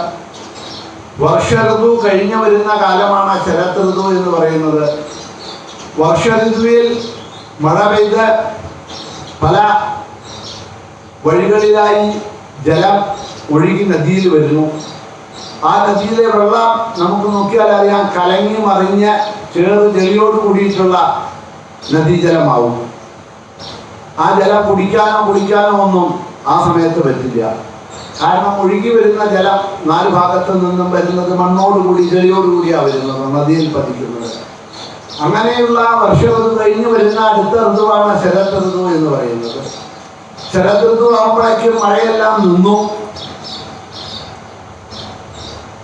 ആ കലങ്ങിയ വെള്ളമെല്ലാം തെളിഞ്ഞ് ആ നദീജലം എല്ലാം ശുദ്ധമാവുന്നു. ഇപ്രകാരം കലങ്ങി മറിഞ്ഞിരിക്കുന്ന നമ്മളുടെ മനസ്സെല്ലാം ശുദ്ധമായി തെളിഞ്ഞ് യാതൊരു തരത്തിലുള്ള കൽമഷങ്ങളും ഇല്ലാതെ കണ്ടിരിക്കുന്ന സമയത്ത് മാത്രമേ എന്ത് നടക്കൂ? ഇന്നലെ ഞാൻ പറഞ്ഞു കൃഷ്ണാവതാരം നടക്കുള്ളൂ എന്ന്. ആ കൃഷ്ണനുമായിട്ടുള്ള ലയം, ആ രാസം നടക്കുന്നു എന്ന് പറയുക. അപ്പോ ഇതൊക്കെ ഒന്നിനോടൊന്ന് ഘടിപ്പിച്ചു പോകുന്ന തത്വങ്ങളാണ് എന്ന് പറഞ്ഞ് യോഗമായയെ ഉപാശ്രിതമാക്കിക്കൊണ്ട് യോഗമായയുടെ സഹായം കൊണ്ടാണ് ഈ ലീല ചെയ്തത് എന്നും അവിടെ പറയുന്നുണ്ട്. ഏതായാലും കൂടുതൽ താത്വികങ്ങളിലേക്ക് പോകാതെ കഥ തന്നെ പറഞ്ഞു പോകാൻ നമുക്ക് സമയമില്ല. അത് കാരണം കൊണ്ടാണ് ഭഗവാൻ തീരുമാനിച്ചു അവർക്ക് ആ തൻ്റെ ലയ അവരുടെ ആഗ്രഹത്തിനെ പൂർത്തീകരിച്ചുകൊണ്ട് വേണം മധുരയിലേക്ക് പോകാനെന്ന് തീരുമാനിച്ച ഭഗവാൻ അങ്ങനെയുള്ള ഒരു ശരത് പൗർണിമ രാത്രിയില് ആ കാളിന്തിയുടെ തീരത്തിൽ വന്നു. തൻ്റെ മധുരമായിട്ടുള്ള വേണുഗാനം ഓടക്കുഴൽ വിളിക്കാൻ തുടങ്ങി. ഭഗവാന്റെ ആ ഓടക്കുഴൽ നാദം കേട്ട സമയത്ത് ഗോപികമാർക്ക് മനസ്സിലായി ഭഗവാൻ കാളിന്തി തീരത്തെത്തിയിട്ടുണ്ട് എന്ന്. അവര് ചെയ്തിരുന്നതായിട്ടുള്ള കർമ്മങ്ങളിൽ നിന്നും അതാത് കർമ്മങ്ങളെ അവിടെ തന്നെ നിർത്തിക്കൊണ്ടിതാ ആ കാളിന്തി തീരത്തിലേക്ക് ഓടി വന്നു എന്നുള്ളതാണ്. എങ്ങനെയൊക്കെ ആയിരുന്നു അവരുടെ വരവ് എന്നുള്ളതിനെ വ്യാസൻ ദീർഘമായിട്ട് ഗംഭീരമായിട്ട് ഭാഗവതത്തിൽ പറയുന്നുണ്ട്. ചിലവര് ഭർത്താക്കന്മാർക്ക് കുട്ടികൾക്ക് ആഹാരം കൊടുത്തുകൊണ്ടിരുന്നു, അത് നിർത്തിയിട്ടാണ് ഓടി വന്നത്. ഓടി വരുന്ന ധൃതിയില് ചിലവര് മുടി ഒരു ഭാഗം കെട്ടി ഒരു ഭാഗം കെട്ടാൻ മറന്നു. ചിലവര് പൊട്ട് തൊട്ടിട്ടുണ്ട്, ചിലവര് തൊട്ടിട്ടില്ല. ചിലവര് നെറ്റിക്ക് പകരം അവരുടെ കവിളിലാണ് പൊട്ട് തൊട്ടിരിക്കുന്നത്. ചിലവര് ഒരു കാതിൽ മാത്രമാണ് ആഭരണം ഇട്ടിരിക്കുന്നത്, മറ്റൊരു കാതിലില്ല. ചിലവരെ കാലിലിട്ടുള്ള ആഭരണം കയ്യിലിടേണ്ടത് കാലിലിട്ടു. ഇങ്ങനെയുള്ള വിസ്തൃത വേഷം. പാവാട എടുത്തു, സാരി എടുത്തില്ല, അല്ലെങ്കിൽ പാവാട ഇല്ലാതെ സാരി എടുത്തു. ഇതേമാതിരിയുള്ള വേഷങ്ങൾ. എന്തിനാ ഇതൊക്കെ ഇങ്ങനെ പറയേണ്ട ആവശ്യം എന്ന് ചോദിച്ചാൽ അവരെ സംബന്ധിച്ചിടത്തോളം 2 കാര്യങ്ങൾ. ആ കാർത്യായനി വ്രതത്തിൽ കൂടി തന്നെ അവരുടെ ശരീരബോധത്തെ ഭഗവാൻ എടുത്തു കളഞ്ഞിരിക്കുമോ എന്ന് പറഞ്ഞു. അപ്പൊ അവരെ സംബന്ധിച്ചിടത്തോളം ഈ ശരീരബോധങ്ങളൊന്നുമില്ല. സാരി നന്നായിട്ട് ഉടുക്കണം, മേച്ചിങ് ജാക്കറ്റ് ഇടണം, പൊട്ട് നെറ്റിയിൽ തന്നെ തൊടണം, 2 കാലിലും കമ്മലിടണം, കഴുത്തിലിടുന്ന മാല അരയിലിടരുത്. ഇതൊക്കെ ശരീരബോധം എത്രത്തോളം കൂടുന്നു അത്രത്തോളം ആ ബോധങ്ങളൊക്കെ നമുക്ക് കൂടിക്കൂടി വരും. ഇവർക്ക് ഈ ശരീരബോധങ്ങളൊന്നും ഇല്ല. ആ തലത്തിലേക്ക് എത്തിക്കഴിഞ്ഞിരിക്കണോ അല്ലെങ്കിൽ ഭഗവാൻ എത്തിച്ചിരിക്കുന്നു എന്ന കാരണം കൊണ്ട് ഇതൊന്നും അവർക്കൊരു വിഷയമേ അല്ല. ആത്മതലത്തിലെത്തി അവരെ സംബന്ധിച്ചിടത്തോളം ആത്മാവായിട്ടുള്ള കൃഷ്ണനെ കഴിച്ചിട്ടേ മറ്റാരുമുള്ളൂ. അത് കാരണം കൊണ്ട് ഭർത്താവാണെങ്കിലും കുട്ടികളാണെങ്കിലും ആരാണെങ്കിലും അച്ഛനാണെങ്കിലും അമ്മയാണെങ്കിലും അവർക്ക് ആ ഭഗവാൻ കഴിച്ചിട്ടേ ഉള്ളൂ. അത് കാരണം കൊണ്ട് അവരിതാ ഒഴുകി വന്നു. ഭഗവാന്റെ വേണുനാഥം കേട്ടുകൊണ്ട് എല്ലാവരും എത്തി. അവിടെ എല്ലാവരും എത്തി എന്ന് അറിഞ്ഞപ്പോൾ ഭഗവാൻ തൻ്റെ ആ മുരളീഗാനത്തിനെ നിർത്തി. ആദ്യം തന്നെ സ്വാഗതം പോ മഹാഭാഗ എന്ന് പറഞ്ഞ് അവരൊക്കെ സ്വീകരിച്ചു. ഭഗവാൻ സ്വാഗതം സ്വാഗതം, വരൂ വരൂ വരൂ എന്ന് പറഞ്ഞ് സ്വീകരിച്ചു. പക്ഷെ ആദ്യമൊക്കെ വരൂ എന്ന് പറഞ്ഞ് സ്വീകരിച്ചുവെങ്കിലും പിന്നീട് ഭഗവാൻ പറഞ്ഞ കാര്യങ്ങൾ അവർക്ക് അങ്ങനെ പെട്ടെന്ന് ഉൾക്കൊള്ളാൻ പറ്റിയില്ല.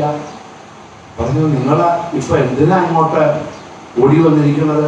നിങ്ങളെ കാണുന്ന സമയത്ത് എന്തോ പലതും ചെയ്ത ആ കാര്യങ്ങളൊക്കെ നിർത്തിവെച്ച് ഓടി വന്നത് മാതിരിയാണല്ലോ കാണുന്നത്.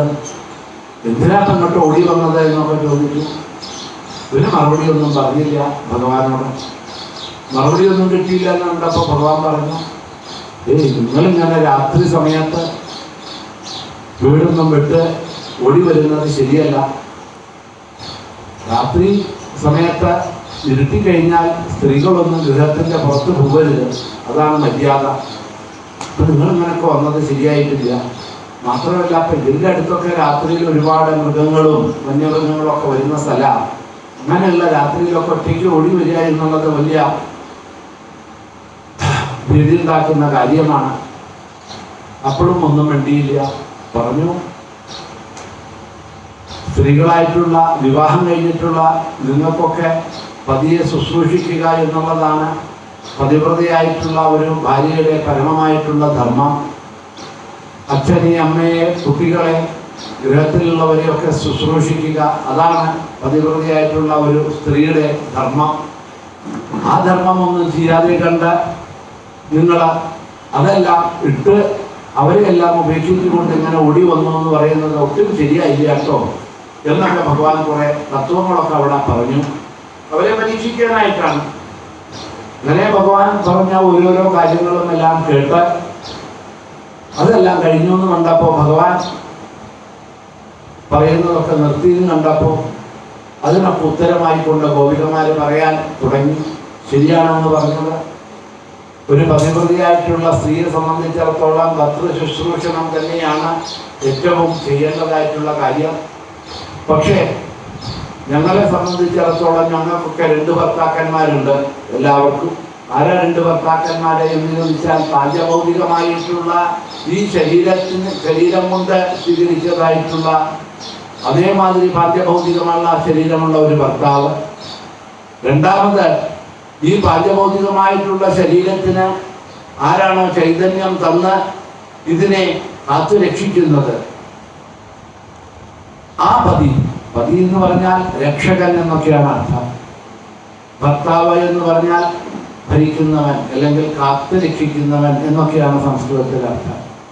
അപ്പോ ഈ ശരീരത്തിനെ സംബന്ധിച്ചിടത്തോളം പാഠ്യഭൗതികമായിട്ടുള്ള ശരീരത്തിന് അതേമാതിരിയുള്ള ഒരു ഭർത്താവ് ഉണ്ടാവാം അതിൻ്റെ സംരക്ഷണത്തിന്. പക്ഷേ ഏതൊരു ചൈതന്യമാണോ, ഈ പരമാത്മ ചൈതന്യമാണോ ഈ ശരീരത്തെ അവരെ ശുശ്രൂഷിക്കാനുള്ള ശക്തി പോലും തന്ന കാത്തു രക്ഷിക്കുന്നത്, ആ ആത്മാവിനും ഒരു ഭർത്താവുണ്ട്. ആ ഭർത്താവാണ് പരമാത്മാവ്. ആ പരമാത്മാവായിട്ടുള്ള അങ്ങയുടെ അടുത്തേക്കാണ് ഇപ്പൊ നമ്മൾ എത്തിയിരിക്കുന്നത് എന്ന് അവര് മറുപടി കൊടുത്തു. കൃഷ്ണന് വലിയ സന്തോഷമായി ഇത് കേട്ടപ്പോൾ. ഇതാണ് ഭഗവാൻ കേൾക്കാനിരുന്നത്. കാരണം ഇതെന്താ എടുത്തു പറയാനുള്ള കാരണം എന്ന് പറഞ്ഞാൽ, രാസം അല്ലെങ്കിൽ അവിടെ നടന്നത് പാഠ്യഭൗതികമായിട്ടുള്ള ശരീരം കൊണ്ടുള്ള ഒരു രാസമായിരുന്നില്ല, ആത്മതലത്തിലുള്ള ഒരു രാസമായിരുന്നു. ഈ ആത്മാവിന്റെ പതി ആരാണ് എന്ന് ചോദിച്ചാൽ പരമാത്മാവ് തന്നെയാണ്. ഈ ആത്മാവിനെ ആരാണ് നമ്മളിൽ താങ്ങി നിർത്തുന്നത് എന്ന് പറഞ്ഞാൽ അത് ഭഗവാൻ തന്നെയാണ്. ഗോവർദ്ധനോദ്ധാരണം കഥയെല്ലാം നമ്മൾ കേട്ടു. ഗോവർദ്ധനം എന്ന് പറയുന്നത് നമ്മുടെ ഈ ശരീരം തന്നെയാണ്. ഈ ശരീരത്തിനെ ഉദ്ധരിച്ച് അല്ലെങ്കിൽ അതിനെ താങ്ങിക്കൊണ്ട് നിർത്തുന്നത് ആരാണ് എന്ന് ചോദിച്ചാൽ ആ ഭഗവാനായിട്ടുള്ള കൃഷ്ണൻ തന്നെയാണ്. 7 ദിവസവും ഭഗവാൻ നിന്നു എന്ന് പറഞ്ഞാൽ ഒരാഴ്ചയിൽ അല്ലെങ്കിൽ നമുക്ക് 7 ദിവസമേ ഉള്ളൂ. 8ാമത്തെ ഒരു ദിവസം എന്ന് പറഞ്ഞിട്ടില്ല. തിങ്കളിൽ തുടങ്ങി ഞായറാഴ്ച, കഴിഞ്ഞ വീണ്ടും തിങ്കളിൽ തുടങ്ങി ഞായറാഴ്ച. അപ്പോൾ ഈ 7 ദിവസവും ഗോവർദ്ധനമാകുന്ന ഈ ശരീരത്തെ ആരാണ് താങ്ങി നിൽക്കുന്നത് എന്ന് ചോദിച്ചാൽ ആ ഗോവിന്ദൻ തന്നെയാണ് താങ്ങി നിൽക്കുന്നത്. ആ ഭഗവാൻ ഈ ശരീരത്തെ താങ്ങിയില്ല എന്നുണ്ടെങ്കിൽ നമ്മൾ വേണമെങ്കിൽ അവിദ്യ കൊണ്ട് പറയാം, ഞാൻ നിൽക്കുന്നത് എൻ്റെ കാലിൻ്റെ ബലത്തിലാണ്. നമ്മൾ അങ്ങനെയൊക്കെ പറയാറുണ്ടല്ലേ, നമ്മൾ നിൽക്കുന്നത് നമ്മുടെ കാലിൻ്റെ ബലത്തിലാണ്. വാസ്തവത്തിൽ കാലിൻ്റെ ബലത്തിൽ നമുക്ക് നിൽക്കാൻ കഴിയുമോ എന്ന് ചോദിച്ചാൽ കഴിയില്ല. ഗുരുവൻ പറഞ്ഞു മാറിയോ അന്ത പ്രവിശ്യ മമവാരം ഇതാം പ്രസുപ്താം സഞ്ജീവയഖില ശക്തിധരസ്വതാം. എല്ലാ ശക്തിയും നമുക്ക് തരുന്നത് ആ ഭഗവാൻ തന്നെയാണ്. കാരണം നിൽക്കുന്ന ഒരാളുടെ പ്രാണൻ പോയി എന്ന് പറഞ്ഞാൽ ആ കാലൊക്കെ ഉണ്ട്, ആ കാലിന്റെ ബലമൊക്കെ ഉണ്ട്, പക്ഷെ അവിടെ നിൽക്കുവോ? അപ്പൊ അവിടെ താഴ്ത്തു വീഴുമില്ലേ? അപ്പോ നമ്മളെ നിലനിർത്തുന്നത്, ഗോവർദ്ധനമാകുന്ന ഈ ശരീരത്തെ നിലനിർത്തുന്നത് ഗോവിന്ദനാകുന്ന ഭഗവാൻ തന്നെയാണ്. ആത്മാവിന്റെ പതിയായിരിക്കുന്നത് പരമാത്മാവായിട്ടുള്ള ആ ശ്രീകൃഷ്ണൻ തന്നെയാണ്. അത് അറിഞ്ഞു ഞങ്ങൾ. അത് കാരണം കൊണ്ട് പാഞ്ചഭൗതികമായിട്ടുള്ള ഈ ശരീരത്തിന്റെ പതി അതല്ല ഈ ജീവന്റെ ലക്ഷ്യം. എത്തേണ്ടത് ഈ ആത്മാവിന്റെ പതിയായിട്ടുള്ള പരമാത്മ സ്വരൂപനായിട്ടുള്ള അങ്ങയിലേക്കാണ്. അതറിഞ്ഞാണ് ഞങ്ങൾ വന്നിരിക്കുന്നത് എന്ന് ഗോപികമാര് പറഞ്ഞപ്പോൾ ഭഗവാൻ തൃപ്തിയായി, മനസ്സിലായി. താൻ ആ കാർത്യായനി വ്രതത്തിലൂടെ ഏതൊരു ആത്മതത്വത്തെയാണോ ഇവർക്ക് പറഞ്ഞു കൊടുത്തത്, ആ ആത്മതത്വത്തിന്റെ നിലയിലേക്ക് അതിൽ ഉറച്ച് ഇവർ നിൽക്കുന്നുണ്ട് എന്ന് മനസ്സിലായപ്പോൾ ഭഗവാൻ വിചാരിച്ചു വിരോധമില്ല, ഇനി രാസമാവാം എന്ന് വിചാരിച്ച് ആ രാസലീലകൾ തുടർന്നു. അതിനെപ്പറ്റിയെല്ലാം ദീർഘമായിട്ട് ഇവിടെ വർണ്ണിക്കുന്നുണ്ട്. ഓരോരുത്തരുടെയും കൂടെ ഭഗവാൻ എത്ര ഗോപികമാരുണ്ടോ അത്രയും ശ്രീകൃഷ്ണനായി ഭവിച്ചുകൊണ്ടാണ് രാസം ആദ്യം നടത്തുന്നത് ഭഗവാൻ. ഓരോ ഗോപികരെയും കൂടെ ഭഗവാനുണ്ട്. ആ ഗോപിക നൃത്തമാടുന്നത് മാതിരി ഭഗവാനും അവളുടെ കൂടെ നൃത്തമാടുന്നു. അവരെപ്രകാരമാണോ നർത്തനം ചെയ്യുന്നത് അപ്രകാരം ഭഗവാൻ നർത്തനം ചെയ്യുന്നു. അവരെ സന്തോഷിപ്പിച്ചുകൊണ്ട് നർത്തനം ചെയ്യുന്ന സമയത്ത് പതുക്കെ പതുക്കെ ഈ ഗോപികമാരുടെ ഉള്ളിൽ ഒരു തോന്നലുണ്ടായി. ഓരോ ഗോപികളുടെയും കൂടെ ഓരോ കൃഷ്ണനുണ്ടായെന്ന് ഞാൻ പറഞ്ഞു. അപ്പൊ ഓരോ ഗോപികയും ചിന്തിക്കാൻ തുടങ്ങി, കൃഷ്ണൻ എന്റേതാണ്, കൃഷ്ണൻ എന്റേതാണ്. എന്തുകൊണ്ടായെന്ന് ചോദിച്ചാൽ കൃഷ്ണൻ എന്റെ കൂടെയാണ് രാസം ആടുന്നത്. തന്റെ മായ കൊണ്ട് ഭഗവാൻ മറ്റുള്ള ഗോപികമാരുടെ കൂടെ രാസമാടുന്നുണ്ട് എന്നുള്ളത് ഈ ഗോപികൾക്ക് അറിയാൻ കഴിഞ്ഞില്ല. ഓരോ ഗോപികയും വിചാരിച്ചു എന്റെ കൂടെ മാത്രമാണ് കൃഷ്ണൻ ഉള്ളത്. കാരണം കൃഷ്ണൻ എന്റേതാണ്, കൃഷ്ണൻ എന്നെയാണ് ഏറ്റവും അധികം സ്നേഹിക്കുന്നത്, കൃഷ്ണൻ ഏറ്റവും അധികം പ്രേമം എന്നോടാണ്, അതുകൊണ്ടല്ലേ കൃഷ്ണൻ എന്റെ കൂടെ മാത്രം രാസമാടുന്നത് എന്നുള്ള സ്വാർത്ഥ ആ മനോഭാവം, ആ ചിന്ത അവർക്ക് വന്നു. എപ്പോഴാണോ അവർക്ക് ആ മതവും മാനവും വന്നത്, താസാന്തൽ സൗഭഗമതം വീക്ഷ്യമാനം ജഗേശവ പ്രശമായ പ്രസാദായ തത്രൈവാന്ധരജീയത്. എപ്പോഴാണോ ഈ ഒരു ഭാവം കൃഷ്ണൻ എന്റേതാണ് എന്നുള്ള ആ ഒരു മതം, അല്ലെങ്കിൽ കൃഷ്ണന് ഏറ്റവും അധികം ഇഷ്ടമായിട്ടുള്ളത് ഞാനാണ് എന്നുള്ള ആ ഒരു അഹങ്കാരം ഇത് മനസ്സിൽ വന്നോ, തത്രൈവാന്ധരജീയതേ ഭഗവാൻ അതാ പ്രത്യക്ഷമായി. ഇപ്പോഴാ ഗോപികമാരെ നോക്കുന്ന സമയത്ത് കൃഷ്ണനെ കാണാനില്ല. അപ്പോഴാണ് എല്ലാവരും പരസ്പരം നോക്കിയത്. ഇപ്പോഴായിരുന്ന കൃഷ്ണൻ എവിടെ പോയി എന്ന് ഒരു ഗോപിക ചോദിച്ചു. മറ്റേ ഗോപികയും പറഞ്ഞു എന്റെ കൂടെയായിരുന്നു കൃഷ്ണൻ. വേറൊരു ഗോപി അല്ല എന്റെ കൂടെ ആയിരുന്നു. എല്ലാവരും പറഞ്ഞു എന്റെ കൂടെ ആയിരുന്നു കൃഷ്ണൻ, എന്റെ കൂടെ ആയിരുന്നു കൃഷ്ണൻ. പക്ഷെ ഇപ്പൊ കൃഷ്ണനുണ്ടോ? ഇല്ല, കാണാനില്ല. അവർക്കൊക്കെ ദുഃഖമായി. പിന്നീട് അവരുടെ വിലാപങ്ങളാണ്.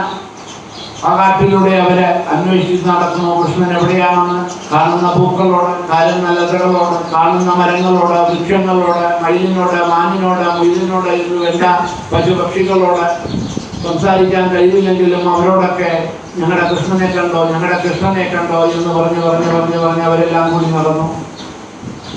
അതിനുശേഷം ആ കൃഷ്ണ വിഗ്രഹത്തിലായിരുന്ന അവര് സ്വയം കൃഷ്ണ ലീലകളെ അഭിനയിക്കാൻ തുടങ്ങി.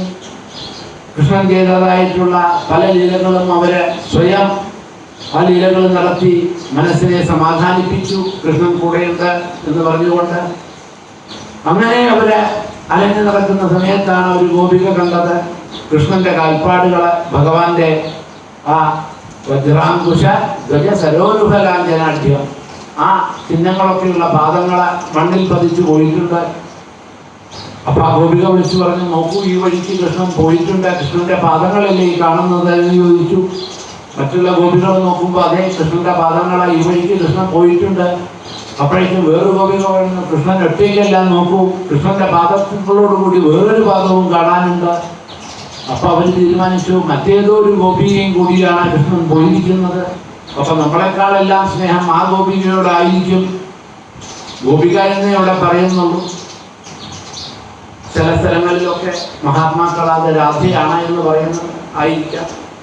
മഹാത്മാക്കള് സത്യമല്ലേ പറയുള്ളൂ. അവരുടെ മനസ്സിൽ എന്താണോ തോന്നുന്നത് ഭഗവാൻ തോന്നിപ്പിക്കുന്നത് അല്ലേ. പട്ടേരിപ്പാടൊക്കെ അത് പറയുന്നുണ്ട്. ഭഗവാനെ പ്രത്യക്ഷത്തിൽ കണ്ട മഹാത്മാക്കളാണ് അവരൊക്കെ. അപ്പൊ അവര് പറയുന്നത് അത് ശരിയല്ല എന്നൊന്നും പറയാൻ പറ്റില്ല. ഭാഗവതത്തിൽ എഴുതാത്ത കാരണം കൊണ്ട് അത് ശരിയല്ല എന്ന് നമ്മൾ പറയരുത്.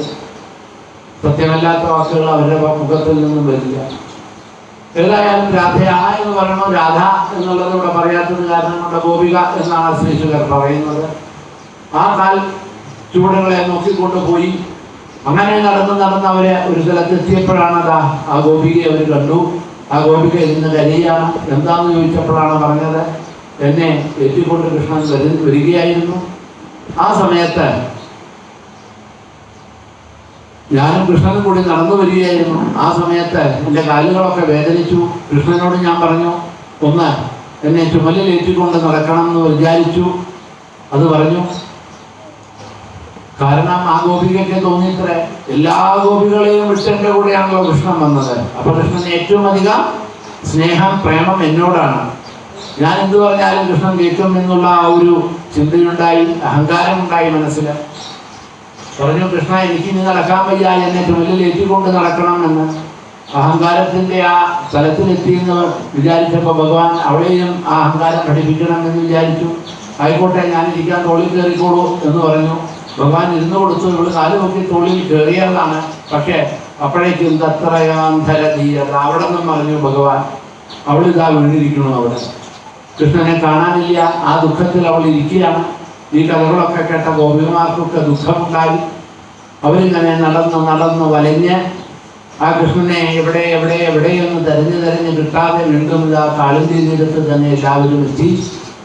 നടന്ന അവശരായിട്ടുള്ള, മനസ്സിൽ ഈ ദുഃഖങ്ങളെയും വെച്ചുകൊണ്ട് നടന്ന അവശരായിട്ടുള്ള ഗോപികമാരെല്ലാം അവിടെ വട്ടം ചുറ്റി ഇരുന്നു. കുറച്ചു നേരം ഇരുന്ന ആ മനസ്സിൽ ഒരു സമാധാനം കിട്ടി. നമുക്ക് എപ്പോഴും ഭാഗവതം കാണിച്ചു തരിക, എന്തെങ്കിലും മനപ്രയാസങ്ങളൊക്കെ ഉണ്ടായ അത് ആ മനപ്രയാസങ്ങളെ വെച്ചുകൊണ്ട് ഇങ്ങനെ നടക്കുകയല്ല വേണ്ടത്. കാരണം ഈ പ്രയാസങ്ങളെയും വെച്ച് അവരുടെ അടുത്തും ഇവരുടെ അടുത്തും ചോദിച്ചും പറഞ്ഞും കേട്ടും നടന്നത് കൊണ്ടൊന്നും നമ്മുടെ പ്രയാസങ്ങൾ ആരും ദൂരീകരിക്കാൻ ചെയ്യാൻ പറ്റില്ല. കാരണം എല്ലാവരും നമ്മളെ മാതിരി ഒന്നല്ലെങ്കിൽ മറ്റൊരു പ്രയാസങ്ങളുള്ളവർ. അവരോടൊക്കെ ഇങ്ങനെ കാക്കയും പൂച്ചയോടും ഇങ്ങനെ നമ്മൾ പറഞ്ഞു നടക്കുന്നുണ്ട് എന്താ കാര്യം? നമ്മുടെ പ്രശ്നങ്ങളൊക്കെ അവർക്ക് എന്തെങ്കിലും ചെയ്യാൻ കഴിയുമെന്ന് ചോദിച്ചാൽ ഭാഗവതാദികൾ പറഞ്ഞു കഴിയില്ല. ഇപ്പൊ എന്താ വേണ്ടത് എന്ന് ചോദിച്ചാൽ ഒരു സ്ഥലത്ത് അങ്ങോട്ട് ഇരിക്കുക. നമ്മുടെ എല്ലാ പ്രശ്നങ്ങളെയും എന്തൊക്കെ നമുക്ക് ദുഃഖങ്ങളുണ്ടെയും അതൊക്കെ തീർക്കാൻ കഴിയുന്ന ഒരാളുണ്ട്, ശ്രീകൃഷ്ണൻ. ആ ഭഗവാനെ നമ്മളെ മനസ്സുകൊണ്ട് ധ്യാനിക്കുക. ആ ഭഗവാൻ കൃപ ചെയ്യും, കരുണ ചെയ്യും, നമ്മുടെ എല്ലാ മനോവിഷമങ്ങളും മാറും. അതല്ലാതെ കാണുന്നവരോടൊക്കെ പറഞ്ഞുകൊണ്ട് എൻ്റെ മനസ്സിലെ വിഷമം ഇതാണ്, എനിക്ക് അങ്ങനെ പറ്റി, എനിക്ക് ഇങ്ങനെ പറ്റി, ഗൃഹത്തിലുള്ള വിഷമങ്ങൾ, ശാരീരികമായിട്ടുള്ള വിഷമങ്ങൾ, ഇതൊക്കെ പറഞ്ഞു നടന്നതുകൊണ്ട് എന്തെങ്കിലും കഴിയുമോ? ഇപ്പം എന്നോട് വന്ന് ചോദിച്ചു, എൻ്റെ കാലിൻ്റെ മുട്ട് വേദനിക്കുന്നുണ്ട്, കണ്ടിലക്കാൻ വയ്യ, ഇരിക്കാൻ വയ്യ, നിൽക്കാൻ വയ്യ എന്ന് പറഞ്ഞാൽ ഞാൻ എന്താ പറയുക? ആ ഒക്കെ ശരിയാവട്ടോ, ഭഗവാനെ വിളിച്ചോളൂ. അല്ലാതെ എന്നെ കൊണ്ടിപ്പോൾ നിങ്ങളുടെ കാലിലെ മുട്ടിൻ്റെ വേദനയോ അല്ലെങ്കിൽ ഇടുപ്പിലെ വേദനയോ തലയിലെ വേദനയോ മാറ്റാൻ കഴിയുമോ എന്ന് ചോദിച്ചാൽ കഴിയില്ല. കാരണം ഈ വേദനകളൊക്കെ അനുഭവിച്ച് നടക്കുന്ന ഒരു നിങ്ങളെപ്പോലെ പാണ്ഡ്യഭൗതികമായിട്ടുള്ള ഒരു മനുഷ്യനാണ് ഞാൻ. അപ്പോൾ ആർക്കാണോ അത് ചെയ്യാൻ കഴിയുക, ആ ഭഗവാനെയാണ് നമ്മൾ സ്മരിക്കേണ്ടത് എന്ന് കാണിച്ചു തരികയാണ്. ഇവരെല്ലാവരും കൂടി അങ്ങനെ തിരിഞ്ഞ് ആ കാളിന്തി തീരത്തിൽ വന്ന് എല്ലാവരും അവശരായി ഇനി നടക്കാൻ വയ്യ, മനസ്സിലെ ദുഃഖം, ക്ലേശം എല്ലാം കൊണ്ടും വട്ടത്തിൽ അങ്ങോട്ട് ഇരുന്നു. കുറച്ചു നേരം ഒന്നും മിണ്ടാതെ കണ്ടിരുന്നു എല്ലാവരും. ആ മിണ്ടാതായ ഇരുന്ന സമയത്താണ് അവർക്ക് ഭഗവാൻ കൊടുത്ത ആ ഉപദേശങ്ങളും കാര്യങ്ങളും എല്ലാം ഓർമ്മ വന്നത്. എന്താ ഓർമ്മ വന്നത്? അവർക്ക് കാർത്യായനി വ്രതം അതിൻ്റെ അവസാനത്തിൽ പറയുന്നുണ്ട് ഭഗവാൻ, ഞാൻ നിങ്ങളെ ഒന്നും വിട്ടുപോയിരുന്നില്ല, നിങ്ങളിൽ ആത്മസ്വരൂപനായിട്ട് ഞാൻ തന്നെയാണ് ഇരിക്കുന്നത്, എപ്പോഴും ഞാൻ നിങ്ങളുടെ കൂടെയുണ്ട് എന്നൊക്കെ അന്ന് ഭഗവാൻ പറഞ്ഞു. അപ്പോഴാണ് അവർക്ക് ആ വാക്കുകൾ ഭഗവാന്റെ അവരുടെ ചിന്തയിൽ വന്നത്. ഭഗവാൻ നമ്മളെ വിട്ടിട്ടൊന്നും പോയിട്ടില്ലല്ലോ, നമ്മുടെ കൂടെയുണ്ട് എന്നല്ലേ കൃഷ്ണൻ പറഞ്ഞത് എന്നുള്ള ആ ഒരു ചിന്ത. ആ ചിന്ത എപ്പോഴാണ് വന്നത്? സ്വസ്ഥമായി മറ്റു ചിന്തകളെയെല്ലാം വിട്ട് സ്വസ്ഥമായിട്ട് ഇരുന്നപ്പോഴാണ് മനസ്സിൽ ആ ചിന്ത വന്നത്. പിന്നെ ആരുമില്ലല്ലോ എന്ന് പറഞ്ഞ് നമ്മൾ അലഞ്ഞു തിരിഞ്ഞ് നടക്കുമ്പോൾ സ്വസ്ഥമായിട്ടിരിക്കുമ്പോൾ ചിന്തിച്ചാൽ മനസ്സിലാവും, എന്തിനാ ആരുമില്ല എന്ന് പറയുന്നത്? കൃഷ്ണൻ്റെ കൂടെ ഇല്ലേ? കൃഷ്ണൻ എന്നെ വിട്ടുപോയിട്ടില്ലല്ലോ, പിന്നെ ഞാൻ എങ്ങനെയാ പറയുക ആരുമില്ല എനിക്കെന്ന്? എന്നുള്ള ആ ഒരു ബോധം നമുക്കുണ്ടാവും. ആ ബോധം ഉണ്ടായവർക്ക് അവരതാ എല്ലാവരും കൂടി ആ കൃഷ്ണനെ ഗോപികാഗീതം അല്ലെങ്കിൽ ഗോപീഗീതം എന്ന ആ ശ്ലോകങ്ങളെ കൊണ്ട് സ്തുതിച്ചു. ജയതികം ജന്മന വ്രജ ശ്രയത ഇന്ദിര ശശ്വതത്രഹി. ഭഗവാൻ എല്ലാം കൊണ്ടും വൈകുണ്ഠത്തെക്കാളും സ്വർഗത്തെക്കാളും 14 ലോകങ്ങളിലും ശ്രേഷ്ഠമായിട്ട് ഏതെങ്കിലും ഒരു സ്ഥലമുണ്ടെങ്കിൽ അത് ഈ വൃന്ദാവനം തന്നെയാണ്, ഈ വ്രജം തന്നെയാണ്. ഇതിൽ ശ്രേഷ്ഠമായിട്ടുള്ള സ്ഥലമൊന്നുമില്ല. കാരണം ആ വൈകുണ്ഠാധിപനായിട്ടുള്ള അങ്ങും അങ്ങയുടെ കൂടെയുള്ള ആ ലക്ഷ്മിയും എപ്പോഴും വിരാജിക്കുന്നതായിട്ടുള്ള ഈ വ്രജം തന്നെയാണ് വൈകുണ്ഠത്തെക്കാളും ശ്രേഷ്ഠം തുടങ്ങിയ ആ സ്തുതികളിലൂടെ ഞാൻ എപ്പോഴും പറയുന്നത് മാതിരി സ്തുതികളെ വർണ്ണിക്കാൻ നമുക്ക് സമയം വളരെ പരിമിതമായി പോവുകയാണ്. അവര് ഭജിച്ചു, അവർക്ക് മനസ്സിലായി ശ്രീകൃഷ്ണൻ ആരാണ് എന്ന്. നഖലു ഗോപികാനന്ദനോ ഭവാൻ അഖില ദേഹിനാം അന്ധരാത്മത്. അങ്ങ് ഒരു യശോദയുടെയോ നന്ദന്റെയോ പുത്രനല്ല, ഒരു യാദവനല്ല, ഒരു ഗോപകുമാരനൊന്നുമല്ല. പിന്നെ ആരാണ് അങ്ങ്? അഖില ദേഹിനാം അന്ധരാത്മത്.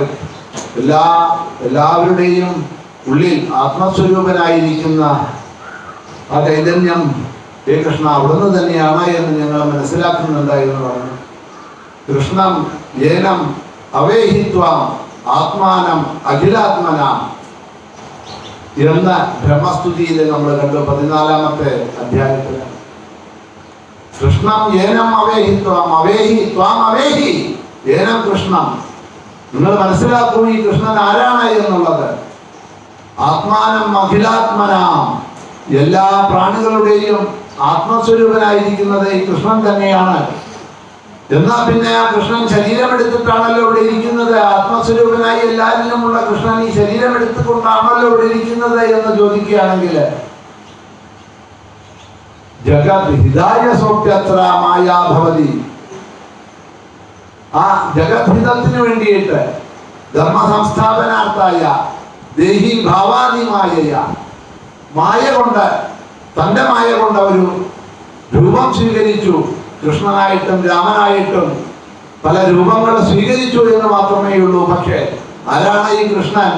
ആത്മാനം അഖിലാത്മന എന്നവിടെ പറഞ്ഞു ബ്രഹ്മാവ്. ആ ബ്രഹ്മസ്തുതി പറഞ്ഞ സമയത്ത് ശ്രീശുകൻ പറഞ്ഞു, അതാ അതിനെ ഇവിടെ അനർത്ഥമാക്കിക്കൊണ്ട് ഗോപികമാരും പറഞ്ഞു അഖിലദേഹിന അന്ധരാത്മത. എല്ലാ പ്രാണികളിലും അന്ധരാത്മാവായിരിക്കുന്നത് അവിടുന്ന് തന്നെയാണ് എന്ന് മനസ്സിലാക്കുന്നുണ്ട് എന്ന് പറഞ്ഞ ആ സ്തുതിയത തുടർന്നു കൊണ്ടുപോകുന്നു. തവ കഥാമൃതം ദത്തജീവനം കവിഭിരീഡിതം കൽമഷാവ. അങ്ങയുടെ കഥകള്, അങ്ങയുടെ ലീലകളെ കേൾക്കുക. അത് തന്നെയാണ് ഈ മനസ്സിന്റെ സകല കൽമഷങ്ങളെയും ഇല്ലാതെ കണ്ടാക്കും, മനസ്സിലുള്ള എല്ലാ ദുഃഖങ്ങളെയും ഇല്ലാതെ കണ്ടാക്കും. അവിടുത്തെ കഥാമൃതം തന്നെയാണ്. അത് ഞങ്ങളെ സംബന്ധിച്ചിടത്തോളം എന്താണ്? അമൃതമാണ് എന്ന് പറയുക. കഥയല്ല, വെറും കഥയല്ല കൃഷ്ണകഥ. അത് അമൃതമാണ്. അമൃതത്വത്തിലേക്ക് എത്തിക്കുന്നതായിട്ടുള്ള കഥകളാണ് ശ്രീകൃഷ്ണ കഥകള്. ശുകൻ പറയുന്നു രസായനമാണ് എന്ന്, ഔഷധമാണ് എന്ന് മറ്റൊരു ദിക്കിൽ പറയുന്നു.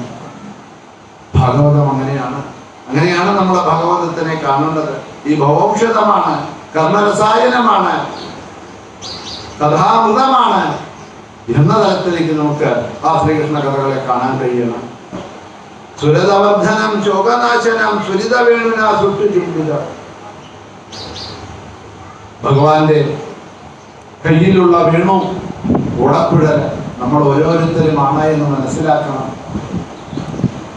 പാഴ്മുളയായിട്ടുള്ള തണ്ടായിട്ടുള്ള നമ്മള് ജഡമാണ്, ജഡവസ്തുവാണ്. കൃഷ്ണന്റെ കയ്യിലുള്ള ഉടക്കുഴല് അതൊരു ജഡം തന്നെയാണ്, ജഡവസ്തുവാണ്. അതിന് ചൈതന്യമുണ്ടോ എന്ന് ചോദിച്ചാൽ ചൈതന്യമില്ല. അല്ലെങ്കിൽ ചൈതന്യമില്ലേ എന്ന് ചോദിച്ചാൽ ഉണ്ട്. ജഡവസ്തുവായിട്ടുള്ള കൃഷ്ണന്റെ കയ്യിലുള്ള ഉടക്കുഴലിന് എപ്പോഴാ ചൈതന്യം വരുന്നത് എന്ന് ചോദിച്ചാൽ എപ്പോഴാണോ സുരതവർദ്ധനം ശോകനാശനം സുരിത വേണുന സുഷ്ടു ചുംബിതം ആ ചുണ്ടുകളെ കൊണ്ട് കൃഷ്ണൻ ആ ഓടക്കുഴലിനെ ചുംബിച്ച് എപ്പോഴാണോ അതിൽ കൂടിയ പ്രാണവായുവിനെ കടത്തിവിടുന്നത്, അപ്പോൾ ജഡമായിട്ടുള്ള മുഖമായിട്ടുള്ള വേണുവിൽ നിന്നും സപ്തസ്വരങ്ങള് ഒഴുകി വരുന്നു. അതിന്റെ ആനന്ദത്തില് നമുക്കും വിഹരിക്കാൻ കഴിയുന്നു. അങ്ങനെയുള്ള സപ്തസ്വരങ്ങളെ നൽകുന്നതായിട്ടുള്ള കൃഷ്ണന്റെ കയ്യിലുള്ള ഉടക്കുഴലാണ് നമ്മൾ ഓരോരുത്തരും. പാഴ്മുളം തണ്ടാണ് നമ്മളുടെ ഈ ശരീരം. ആ ഉളന്തണ്ടിലുള്ള നവദ്വാരങ്ങൾ തന്നെയാണ് നമ്മളിലുമുള്ള നവദ്വാരങ്ങൾ.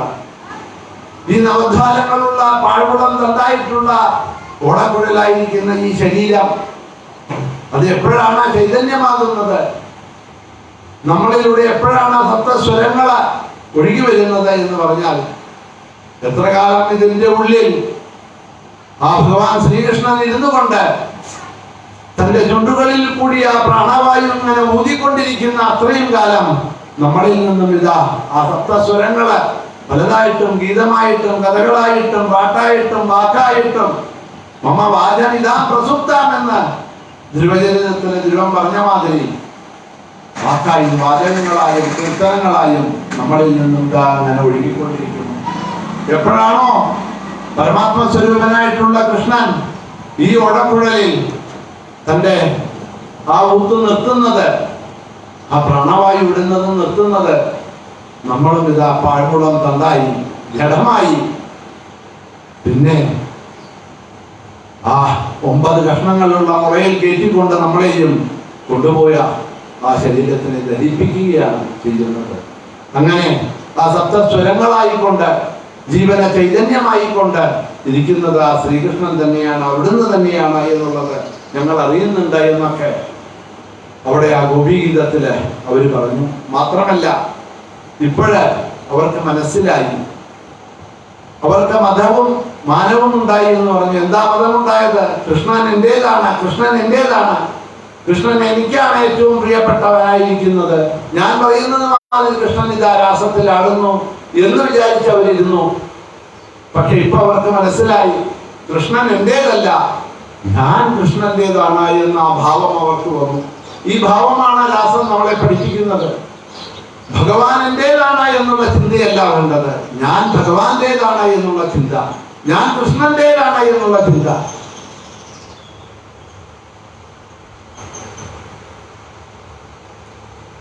അച്ഛൻ കുട്ടിയുടെ കൈ പിടിക്കുമ്പോ ആ കുട്ടി സുരക്ഷിതനാണ്. പക്ഷെ കുട്ടി അച്ഛന്റെ കൈ പിടിച്ചാൽ ആ കുട്ടി സുരക്ഷിതനാണ് എന്ന് പറയാൻ കഴിയില്ല. കാരണം ആ കുട്ടി പിടിവിട്ടാൽ താഴത്ത് വീഴും. പക്ഷെ അച്ഛൻ പിടിച്ചാലോ അച്ഛൻ ഒരിക്കലും ആ കുട്ടിയുടെ കൈ പിടിക്കുന്നില്ല. അച്ഛൻ എന്റേതാണ് എന്ന് പറയുമ്പോൾ അച്ഛനെ പരിപാലിക്കേണ്ടതായിട്ടുള്ള ആ ഒരു ഉത്തരവാദിത്വം മകന് വന്നു.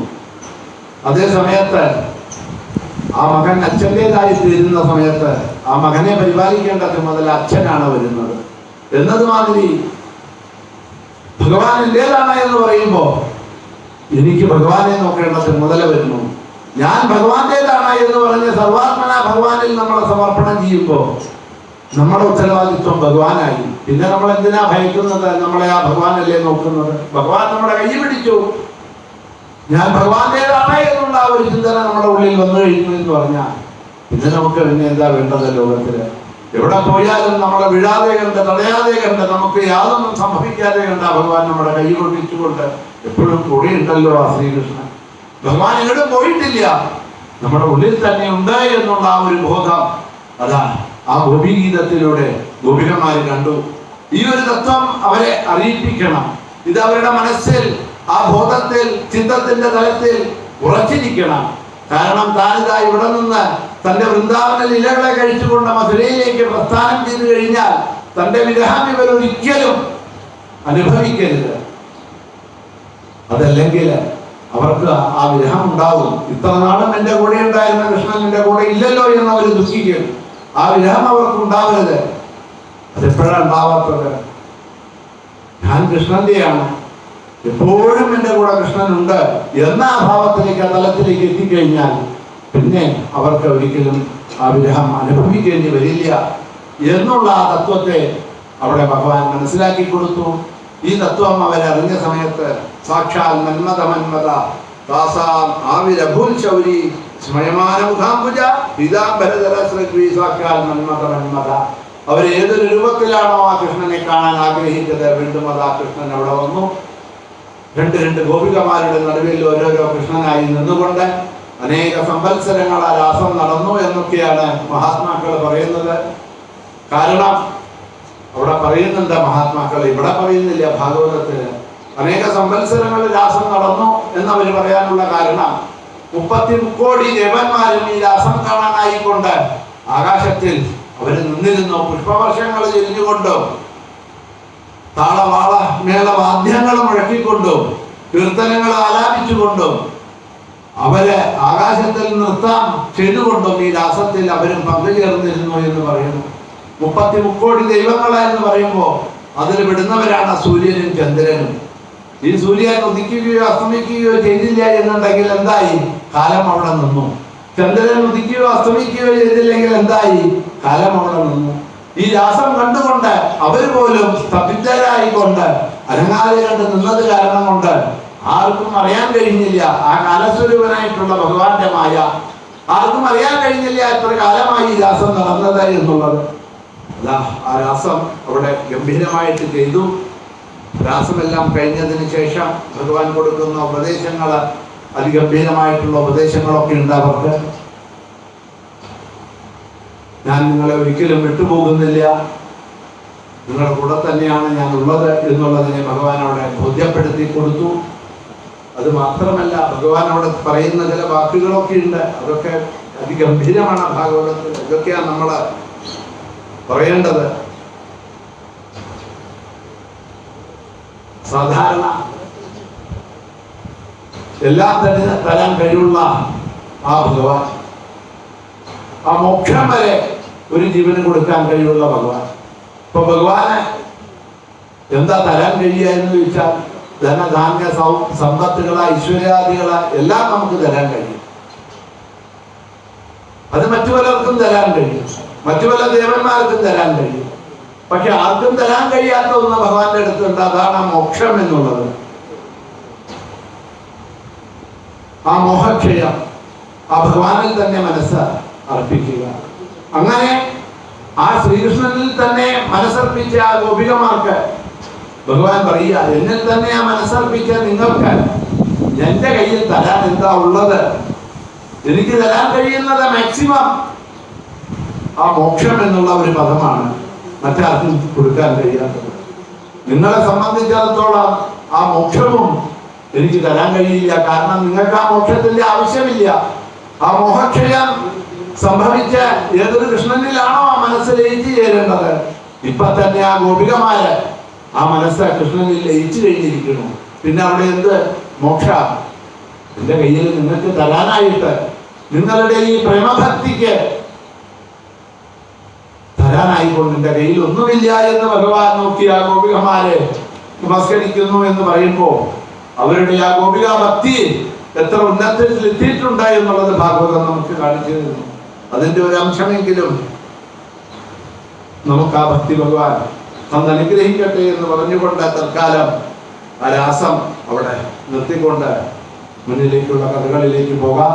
ഒരുപാട് നമുക്ക് കഥകളിലേക്ക് പോകേണ്ടതായിട്ടുണ്ട് എന്ന കാരണത്താൽ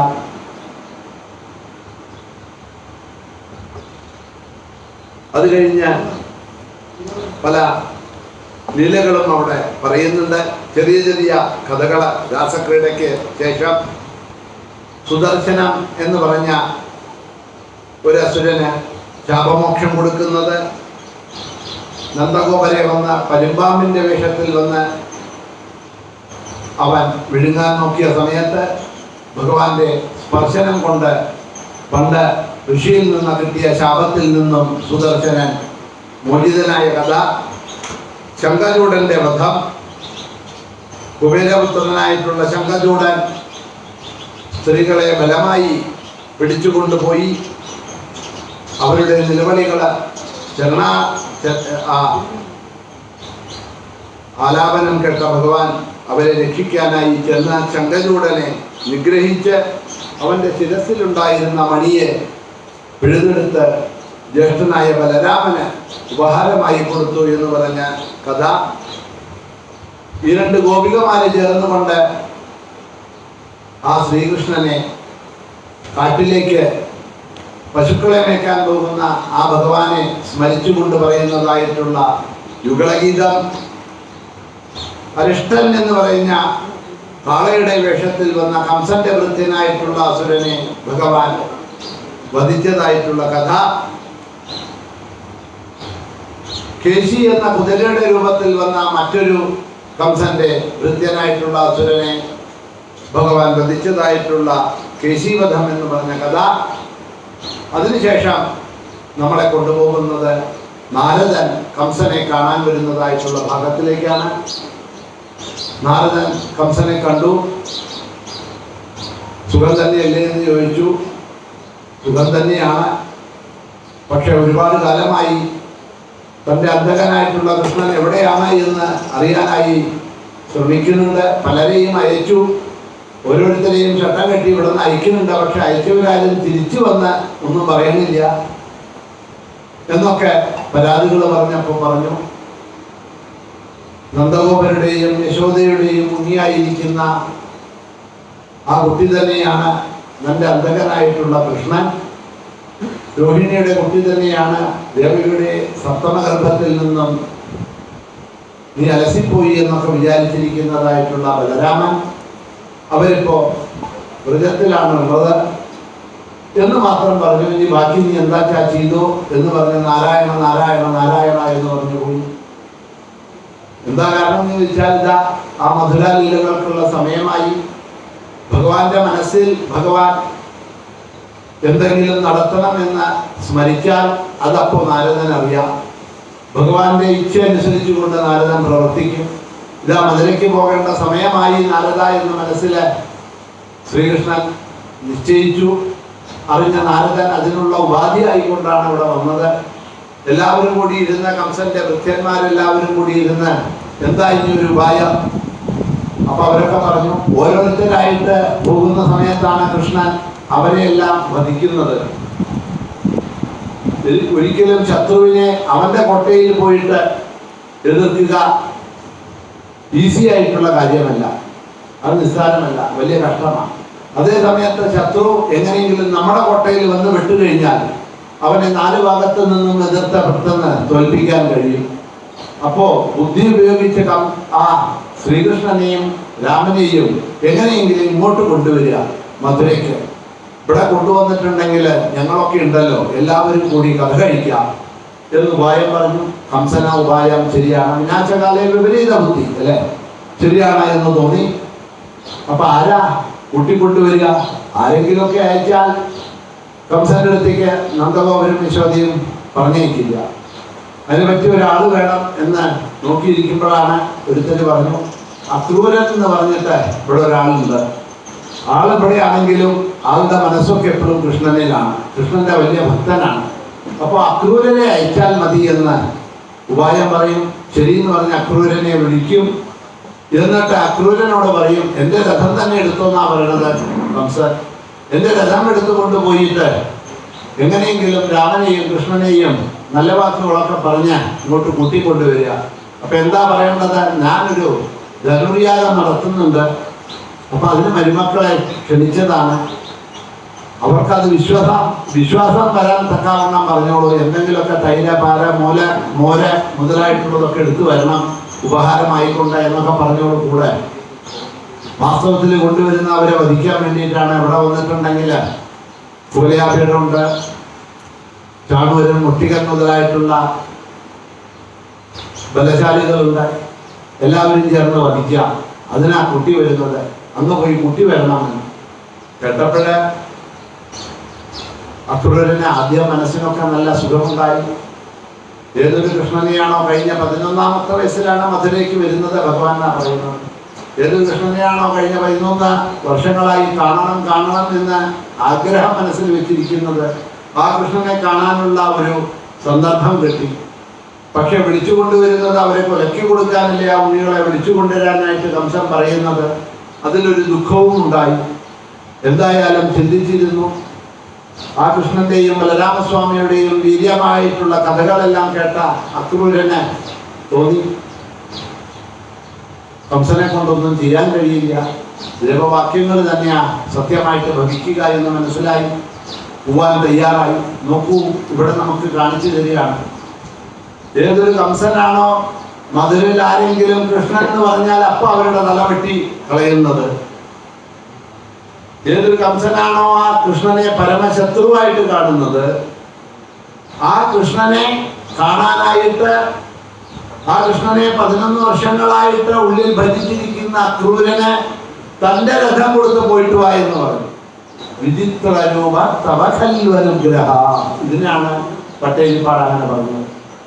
ഭഗവാനെ നമ്മള് കാണണം എന്നുള്ള മനസ്സിൽ ആഗ്രഹം ഉണ്ടായ, ദ്വാരകയ്ക്ക് പോകണം, ദ്വാരകാധീശനെ കാണണം, വ്രജത്തിൽ പോകണം, പ്രജാധിപതിയെ കാണണം, ഗോവർദ്ധന ഗിരിരാജനെ കാണണം എന്ന് മനസ്സിൽ നമുക്ക് അചഞ്ചലമായിട്ടുള്ള ആ ഒരു ഭക്തിഭാവം ഉണ്ടായാൽ അതിനുള്ള വഴി ഭഗവാൻ തന്നെ ഒരുക്കി തരും. കയ്യിൽ പണമില്ലല്ലോ, പോവാൻ ശക്തിയില്ലല്ലോ എന്നൊന്നും വിചാരിക്കണ്ട. എത്ര ശക്തിയില്ലെങ്കിലും, എത്ര പണമില്ലെങ്കിലും, എത്ര സൗകര്യമില്ലെങ്കിലും, കൊണ്ടുപോകാൻ ആരും ഇല്ലെങ്കിലും ഏതെങ്കിലും ഒരു വിധത്തിൽ ഭഗവാൻ നമ്മളെ അനുഗ്രഹിക്കും. അവിടെ പോകാനും ഭഗവാന്റെ ദർശനം കിട്ടാനും. ഇത് അക്രൂരനെ അനുഗ്രഹിച്ചു. പിറ്റേ ദിവസം തന്നെ അക്രൂരൻ രഥവും എടുത്ത് പോവുകയാണ്. സമയം അധികമില്ലാത്തത് കൊണ്ട് ചുരുക്കി പറയാമെന്നേ ഉള്ളൂ. ഭഗവാനെ ദർശനം ചെയ്യാനായിട്ട് പോകേണ്ടത് എപ്രകാരമാണ് എന്ന് അക്രൂരന്റെ മധുരാഗമനത്തിൽ കൂടി ഭാഗവതം നമുക്ക് കാണിച്ചു തരികയാണ് ചെയ്യുന്നത്. എപ്രകാരമാണ് തീർത്ഥാടനത്തിന് പോകേണ്ടത്? നമ്മള് വീട്ടിൽ നിന്നും ഇറങ്ങി വണ്ടിയിൽ കയറി ഗുരുവായൂരിലേക്ക് പോകുമ്പോൾ നമ്മുടെ മനസ്സ് എങ്ങനെയാണ് ഉണ്ടാവുന്നത് എന്നുള്ളത് ഭാഗവതം കാണിച്ചു തരിക. ഇപ്പൊ നമ്മുടെ മനസ്സ് എങ്ങനെയാണ് നമുക്കറിയാം, ഞാൻ പറയുന്നില്ല. അക്രൂരന്റെ മനസ്സ് എങ്ങനെയായിരുന്നു എന്നുള്ളത് മാത്രം വേണമെങ്കിൽ പറയാം, ചുരുക്കിയിട്ട്. ആദ്യം വിചാരിച്ചു, ഞാനവിടെ പോയാൽ കാണാൻ കൊതിക്കുന്നതായിട്ടുള്ള കൃഷ്ണനും രാമനും അവിടെ ഉണ്ടാവുമോ? പറഞ്ഞറിയിച്ചിട്ടൊന്നല്ലല്ലോ പോകുന്നത്.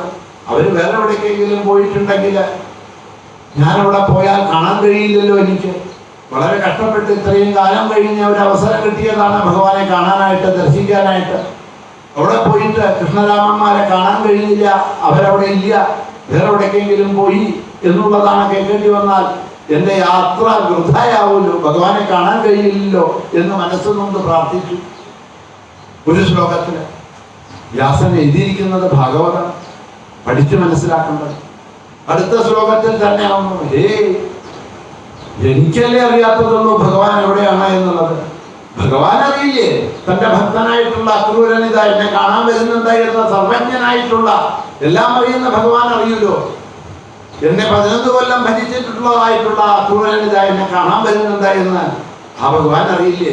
എന്നെ കാത്തു ഭഗവാൻ ഇരിക്കും, എനിക്ക് ദർശനം തരും, തരാതിരിക്കില്ല എന്നിതാ സാന്ത്വനപ്പെടുത്തി. അപ്പോഴേക്കും ഇതാ വ്യാസൻ അടുത്ത ശ്ലോകത്തിൽ എഴുതുന്നു, വീണ്ടും കംസന്റെ ദൂതനായിട്ട്, ദൃശ്യനായിട്ടാ പോകുന്നത്. ശത്രുവിന്റെ ദൂതനായിട്ടല്ലേ ഞാൻ പോകുന്നത്. എനിക്ക് മുഖം കാണിക്കുവോ? അക്രൂരൻ വന്നത് എന്റെ കാര്യമാണെന്ന് ചോദിച്ച് പറഞ്ഞേക്കോ? എന്റെ ശത്രുവിന്റെ ദൂതനായിട്ടാ വരുന്നത്, എനിക്ക് മുഖം കാണാൻ താല്പര്യമില്ല എന്ന് ഭഗവാൻ പറയുമോ? എനിക്ക് ദർശനം കിട്ടാതെയാകൂ? ഭഗവാന്റെ സ്മരിക്കുകയാണ് മനസ്സിൽ അക്രൂരൻ. ഉടനെ അടുത്ത ശ്ലോകത്തിൽ പറയുന്നു, അതൊക്കെ സത്വരജതമോ ഗുണങ്ങളിൽ കളിക്കുന്ന മനുഷ്യരെ പോലെയുള്ള നമുക്കല്ലേ ഉള്ളൂ. ഭഗവാനുണ്ടോ? നിർഗുണനായിട്ടുള്ള ഭഗവാൻ ആരാ ശത്രു, ആരാ ബന്ധു? എല്ലാവരും ഭഗവാന്റെ ബന്ധുക്കളല്ലേ. ആ ശത്രുഭാവമൊക്കെ ഭഗവാനുണ്ടോ? ഭഗവാൻ ഇല്ലല്ലോ. ഭഗവാൻ എങ്ങനെ എന്നെ ശത്രുവായിട്ടൊന്നും കണക്കാക്കില്ല, ശത്രുവിന്റെ ദൂതനായിട്ടൊന്നും കണക്കാക്കില്ല. അക്രൂര അമ്മാവ വരൂ എന്ന് പറഞ്ഞിട്ട് ആ ഓടി വരും, എനിക്ക് ദർശനം തരും. ഇനിയും ശ്ലോകങ്ങൾ അനവധി പറയുന്നുണ്ട്. പറഞ്ഞു പോയിട്ടുണ്ടെങ്കിൽ വാച്ച് നോക്കാതെ കണ്ട് ഞാൻ പറഞ്ഞാൽ ചിലപ്പോൾ എത്ര ധാരാ പറഞ്ഞിരിക്കുകയെന്ന് അറിയില്ല, സമയം പോവുകയാണ്. ഈ ചിന്തകൾ ഇങ്ങനെ ഓരോരോ ചിന്തകളാ വെച്ചുകൊണ്ട് ഇതാ ആ വ്രജഭൂമിയിലെത്തി.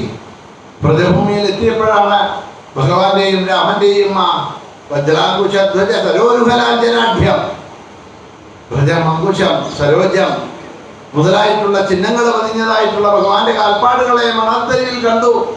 ഒന്നും ചെയ്തില്ല. രഥത്തിൽ നിന്നും ഇതാ ചാടി ആ ഭഗവാന്റെ പാദസ്പർശം ചെയ്ത മണലിൽ കടന്നങ്ങോട്ട് ഉരുണ്ടു. ആ ഭക്തിയുടെ ഭാവം അക്രൂരിന്റെ കാണിച്ചു തരികയാണ്. ഇന്നും വ്രജത്തിലേക്ക് പോകുന്നവര് രമൺരത്തി എന്ന് പറഞ്ഞ സ്ഥലത്തിൽ പോയാൽ അവിടെ ആ മണലിൽ കടന്ന് ഉരുളും. ഇതിന്റെ പ്രതീകമായിട്ട് ഭഗവാന്റെ കാൽപ്പാടുകൾ 5000 വർഷങ്ങൾക്ക് മുമ്പ് പതിഞ്ഞതായിട്ടുള്ള പുണ്യഭൂമി, പുണ്യസ്ഥലം. ഇന്നും ആ ഭക്തന്മാര് ആ മണലിൽ കടന്ന് ഉരുണ്ട് ആ ഭക്തി ആ ഭഗവാനിൽ അർപ്പിക്കുന്നു.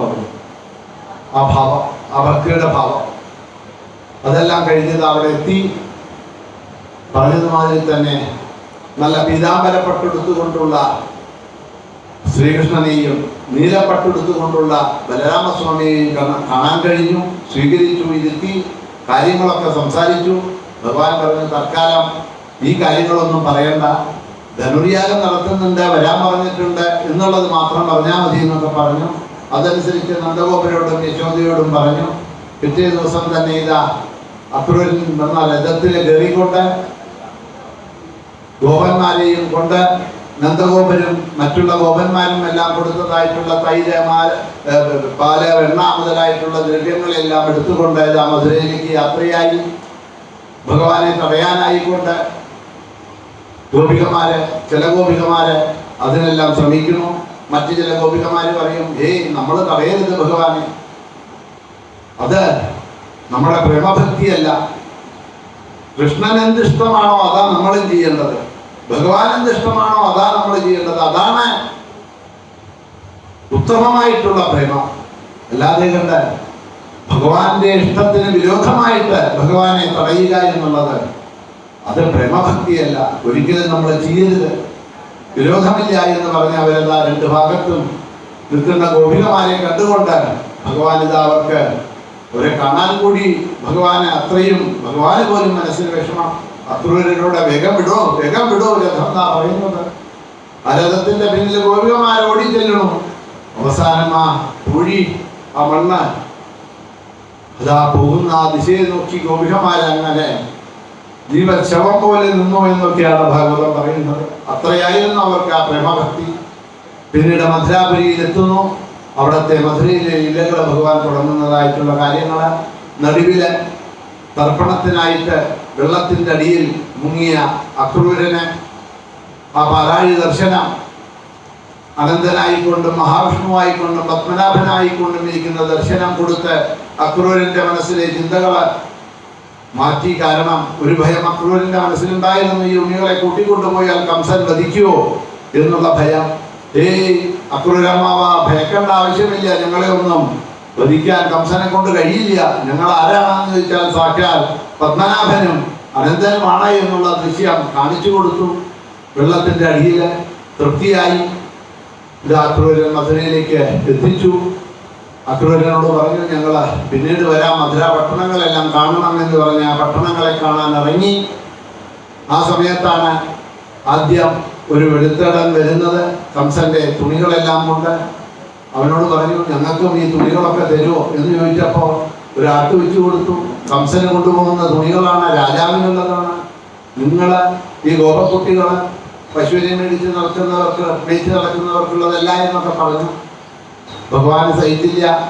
പണ്ട് ശ്രീരാമാവതാര സമയത്ത് തന്നെയും സീതയെയും പിടിക്കാനായിക്കൊണ്ട് പറഞ്ഞ ആ വെളുത്തടം തന്നെയാണ് അത്ര ഇപ്പോ ഇവിടെ വീണ്ടും കംസന്റെ വൃദ്ധനായിട്ട് അവതരിച്ചിരിക്കുന്നത്. അന്നൊന്നും ചെയ്തില്ല, മര്യാദ പുരുഷനായിരുന്നു രാമൻ. ഇപ്പൊ അങ്ങനെയൊന്നുമില്ല.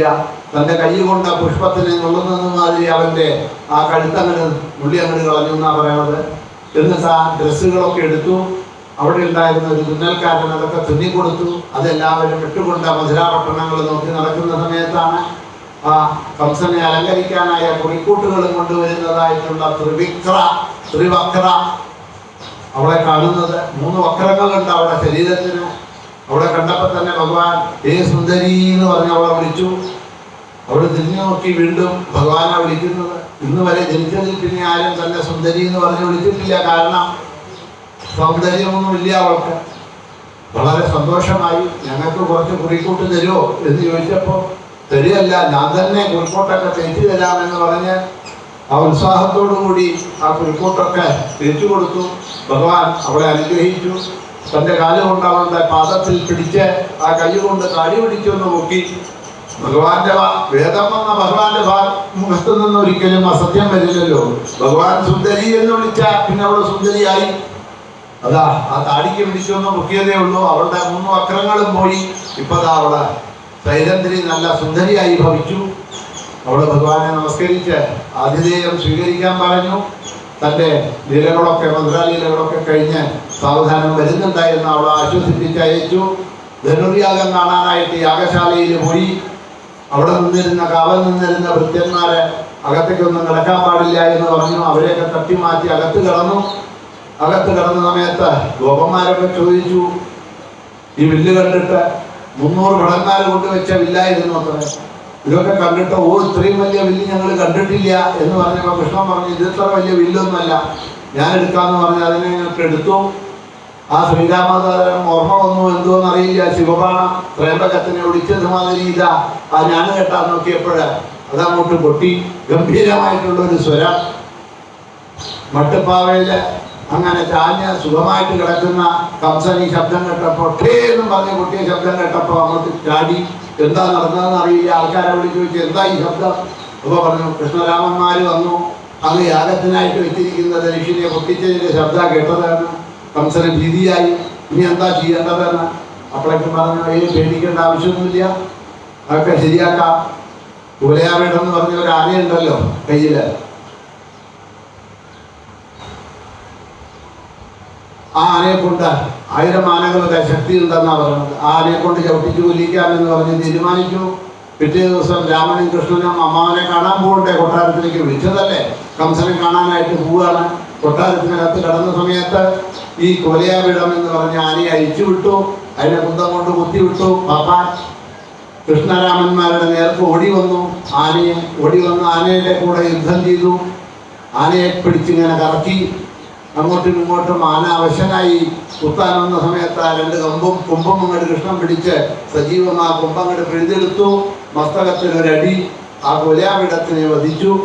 ഒരു കമ്പ് കൃഷ്ണൻ തൻ്റെ തൊടിയിൽ വെച്ചു, മറ്റേ കൊമ്പ് ജ്യേഷ്ഠനും കൊടുത്തു, തൊടിയിൽ വെച്ചോളൂ എന്ന് ഭാഗവതം പറയുന്നു. പട്ടേരിപ്പാട് പറയുന്നു, അല്ല, ഒരു കൊമ്പ് കൃഷ്ണൻ വെച്ചു, മറ്റൊരു കൊമ്പ് അതിനകത്ത് ഈ ആനകളുടെ കൊമ്പുകളുടെ അകത്തൊക്കെ രത്നങ്ങളൊക്കെ ഉണ്ടാവും അത്രേ.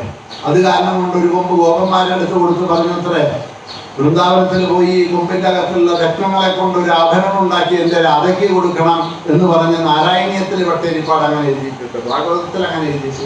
എന്തായി കുവലാവെള്ളം വധിക്കപ്പെട്ടു എന്ന് കണ്ടപ്പോൾ കംസന് ഭീതി കൂടി. ചാണൂരനും മുട്ടികനും പറഞ്ഞു, അങ്ങ് പേടിക്കേണ്ട ആവശ്യമില്ല, ഞങ്ങളെ ദ്വന്ദ്വയുദ്ധത്തിൽ വധിക്കാം എന്ന് പറഞ്ഞതാ. കൊണ്ടുപോയി ആ മല്ലരംഗം അവിടെ സജീവമായി. അതിനെയൊക്കെ അതിഗംഭീരമായിട്ട് അവിടെ വർണ്ണിക്കുന്നുണ്ട്. 44-ാമത്തെ അധ്യായത്തിലാണ് എന്നാണ് തോന്നുന്നത്. ഭഗവാനെ ഓരോരുത്തരെ എങ്ങനെയാ കണ്ടത് എന്നുള്ളതിനെ അവിടെ മല്ലാനാമശനിർണാം നരവര സ്ത്രീണാം സ്മരോ മൂർത്തിമാൻ ഗോപാനാം സ്വജനോ വസതാം ക്ഷിതിഭുജാം ചാത്ര സ്വവിത്ര ശിശു മുതലായിട്ടുള്ള ശ്ലോകങ്ങൾ. ഭഗവാന്റെ ആ നവവീര്യങ്ങളെയും നമ്മളെ നാട്യത്തിലൊക്കെ കാണുന്ന നവഭാവങ്ങൾ അതിനെ ഇവിടെ ഗംഭീരമായിട്ട് മല്ലാനാമശനി, മല്ലന്മാർക്കൊക്കെ ഇടുത്തി വെട്ടുന്നത് മാതിരിയാണ് അത്ര കൃഷ്ണനെ കണ്ടപ്പോൾ തോന്നിയത്. നൃണാം നരവര, രാജാക്കന്മാർക്കൊക്കെ ചക്രവർത്തി വരുന്നത് മാതിരി തോന്നി. സ്ത്രീണാം സ്മരോമൂർത്തിമാൻ, സ്ത്രീകൾക്കൊക്കെയാ പ്രേമഭാവമാണ് ഉണ്ടായത്. ഗോപന്മാർക്കൊക്കെ സ്വജനം ആയിട്ടാണ് തോന്നിയത്. രാജാക്കന്മാർക്കൊക്കെ തങ്ങളെ ഭരിക്കുന്ന ചക്രവർത്തിയായി കണ്ടു. അച്ഛൻ്റെ വയസ്സുള്ളവർക്കൊക്കെ പുത്രൻ മരുന്ന മാതിരി തോന്നി. മൃത്യു ഭോജപദേ, ഭോജപദ കംസനെ മുകളിൽ ഇരുന്ന് നോക്കിയപ്പോൾ ഈ രംഗം കണ്ടപ്പോൾ മൃത്യു തന്നെയാണോ വരുന്നത് എന്ന് തോന്നി എന്നൊക്കെ ഉള്ള നവഭാവങ്ങളെ അവിടെ ചിത്രീകരിച്ചിട്ടുണ്ട്. എന്തായാലും അവര് ആ ദ്വന്ദ്വയുദ്ധത്തിന് വന്നു. ചാണുകനും മുഷ്ടികനും യുദ്ധത്തിന് വന്നു. ജനങ്ങളൊക്കെ പറഞ്ഞു ഇതൊന്നും ശരിയല്ല, ചാണൂരനും മുഷ്ടികനും വലിയ ശരീരമുള്ളവരാണ്, വലിയവരാണ്, ഇത് 2 കുട്ടികളെ ഈ യുദ്ധം ശരിയല്ല എന്നൊക്കെ പറഞ്ഞപ്പോൾ ചാണൂരൻ പറഞ്ഞു കോലയാപീഠത്തിനെ കൊന്നിട്ടാ ഇവര് വരുന്നത്, ഇവര് ചെറിയ കുട്ടികളൊന്നുമല്ല, യുദ്ധമൊക്കെ ചെയ്യാൻ പറ്റും, ചെയ്തു യുദ്ധം, ദ്വന്ദ് യുദ്ധം എന്ന് പറഞ്ഞു. ശരി എന്ന് പറഞ്ഞ് 2 പേരും കൂടി ചാണൂരനോടും മുഷ്ടികനോടും കൂടി യുദ്ധം ചെയ്തു. യുദ്ധം ചെയ്ത ദ്വന്ദ്വയുദ്ധത്തില് ചാണൂരനെ ഭഗവാനും മുഷ്ടികനെ ബലരാമസ്വാമിയും വധിച്ചു. ചാണൂരനും മുഷ്ടികനും വധിക്കപ്പെട്ടു എന്ന് കണ്ടപ്പോഴാണ് കംസന്റെ എല്ലാവിധമായിട്ടുള്ള ആ ഇതും പോയത്. ഉടനെ അവിടെ നിന്ന് ഓടി വിളിച്ചു പോവാൻ തുടങ്ങി. പിടിച്ചു കെട്ടു വരെ തടവറയിൽ കൊണ്ട് കാരാഗ്രഹത്തിൽ കൊണ്ടുപോയി അടയ്ക്കൂ, വസുദേവരെ കൊല്ലൂ, ദേവകിയെ കൊല്ലൂ, ഉഗ്രസേന മഹാരാജാവിനെ കൊല്ലൂ എന്നൊക്കെ പറഞ്ഞ് ഓർഡർ പാസ്സാക്കാൻ നിന്നു. പക്ഷെ ആ ഓർഡർ ഒന്നും കേൾക്കാനോ പാസ്സാക്കാനോ പ്രവർത്തിക്കാനോ ആരുമില്ല. കാരണം കുവലയാപീഠത്തിനെയും ചാണൂരനെയും മുഷ്ടികനെയും ഒക്കെ കൊന്നിട്ടാണ് നിൽക്കുന്നത്. സാധാരണ ഭടന്മാർക്ക് എന്ത് ചെയ്യാൻ പറ്റും? അവരൊന്നും കംസന്റെ വായിൽ നിന്ന് കേട്ടതായിട്ട് തന്നെ നോക്കി നിന്നില്ല.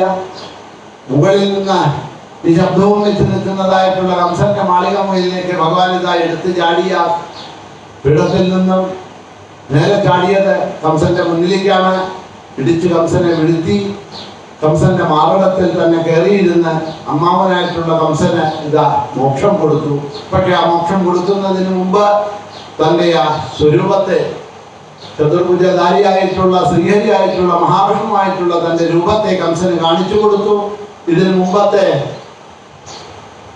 ആ കംസന്റെ ജീവിതത്തില് കാലനേമി എന്ന് പറഞ്ഞ ഒരു അസുരനായിട്ടാണ് ജനിച്ചിരുന്നത് ഈ കംസൻ. ആ സമയത്ത് മുക്തി കിട്ടിയില്ല. ഇതാ ഇപ്പോൾ ആ ഭയമായി കൊണ്ടാണെങ്കിലും നോക്കൂ, 11 വയസ്സില് ആണ് കംസവധം നടന്നത്. അതിന് 8 വർഷം മുമ്പ് മുതൽക്ക് ഈ കൃഷ്ണനെ ഭയം കൊണ്ട് എപ്പോഴും ഈ കൃഷ്ണന്റെ വിചാരത്തിൽ ഇരുന്ന ആളാണ് ഈ കംസൻ. ഭയഭക്തി കൊണ്ട് ഈ കംസൻ കൃഷ്ണനെ തന്നെ വിചാരിച്ചു കൊണ്ടിരുന്നു. ഊണിലും ഉറക്കത്തിലും കിടത്തത്തിലും നടത്തത്തിലും അവസാന കാലത്തൊക്കെ പറയുന്നത് ഭാര്യ, കംസന്റെ ഭാര്യ ആഹാരം കൊണ്ടുവന്നാൽ പോലും പറയത്ര അവിടെ വെച്ച് പൊക്കോന്ന് ഭയന്നിട്ട്. എന്റെ ഭാര്യയുടെ വേഷത്തിൽ കംസൻ തോന്നുന്നതാണ് കംസൻ എന്റെ ഭാര്യയുടെ വേഷത്തിൽ കൃഷ്ണൻ വന്നിട്ടുണ്ടെങ്കിലോ അടുത്ത് വന്നാൽ എന്നെ പിടിച്ച് കൊന്നാലോ എന്നുള്ളൊരിത്. നോക്കൂ, ഒരു പറ്റിയെ കണ്ടാൽ പൂച്ചയെ കണ്ടാൽ കൃഷ്ണനാണോ എന്ന് ആ ഭയഭീതിയാണെങ്കിലും കൃഷ്ണനെ നിവേശയെന്ന് പറഞ്ഞു നാരദൻ യുധിഷ്ഠിരന്റെ അടുത്ത്. ഏത് ഭാവമായാലും വിരോധമില്ല, അഭയഭാവമായാലും വിരോധം, ദ്വേഷഭാവമായാലും വിരോധം, സ്നേഹഭാവമായാലും ഭക്തിഭാവമായാലും ആ മനസ്സെ കൃഷ്ണനിൽ വെച്ചിട്ടുണ്ടോ കൃഷ്ണനെ നിവേശം, അത് മാത്രമേ ഭഗവാൻ നോക്കുന്നുള്ളൂ. ബാക്കിയുള്ള ശത്രുത, ദ്വേഷം, സ്നേഹം, പ്രേമം ഇതൊക്കെ സത്വരജത്തമോ ഗുണങ്ങളുള്ള നമുക്കുള്ളതാണ്. നിർഗുണനായ ഭഗവാൻ ആ ഭാവങ്ങളൊന്നുമില്ലല്ലോ. അപ്പോ ആ ഭയഭക്തി വെച്ചിരുന്നു. 19 കൊല്ലമായിട്ട് കൃഷ്ണനെ തന്നെ കാണുന്നതും ഇരിക്കുന്നതും നടക്കുന്നതും എല്ലാം ആ കൃഷ്ണൻ തന്നെ ആലോചിച്ചിരുന്നത് കൊണ്ട് ഇതാ ഇപ്പോൾ ആ കംസനെ മുക്തി കൊടുക്കാമെന്ന് ഭഗവാൻ തീരുമാനിച്ചു. ആ ഭഗവാന്റെ സ്വരൂപത്തിനെ കണ്ടുകൊണ്ട് മരിച്ചത് കാരണം കൊണ്ട് ആ സാരൂപ്യ മുക്തി കംസന് നേടാനുള്ള ഭാഗ്യമുണ്ടായി എന്ന് പറഞ്ഞ കംസവധത്തോടു കൂടി ഇപ്പൊ നമ്മൾ ഇപ്പോഴത്തെ പ്രഭാഷണം നിർത്തിക്കൊണ്ട് 48 മുതൽ 54-ാമത്തെ അധ്യായത്തിലാണ് ഭഗവാന്റെ സ്വയംവരം നടക്കുന്നത്. രുക്മിണി സ്വയംവരം. ഒരു 6-7 അധ്യായങ്ങൾ നമുക്ക് പാരായണം ചെയ്യാനുണ്ട്. ആ അധ്യായങ്ങളുടെ പാരായണത്തിന് ശേഷം ഏതാണ്ട് ഒരു 7:15-7:20 ആവും നമുക്ക് രുക്മിണി സ്വയംവരം മുതലായിട്ടുള്ള ഭാഗങ്ങളിലേക്ക് കിടക്കാം. തൽക്കാലം ഇവിടെ നിർത്തിക്കൊണ്ട് ഈ ഭാഗങ്ങളെ ഭഗവാന്റെ പാദങ്ങളിൽ അർപ്പിച്ചുകൊണ്ട് പാരായണം തുടങ്ങാം. ശ്രീഹരയേ നമഃ.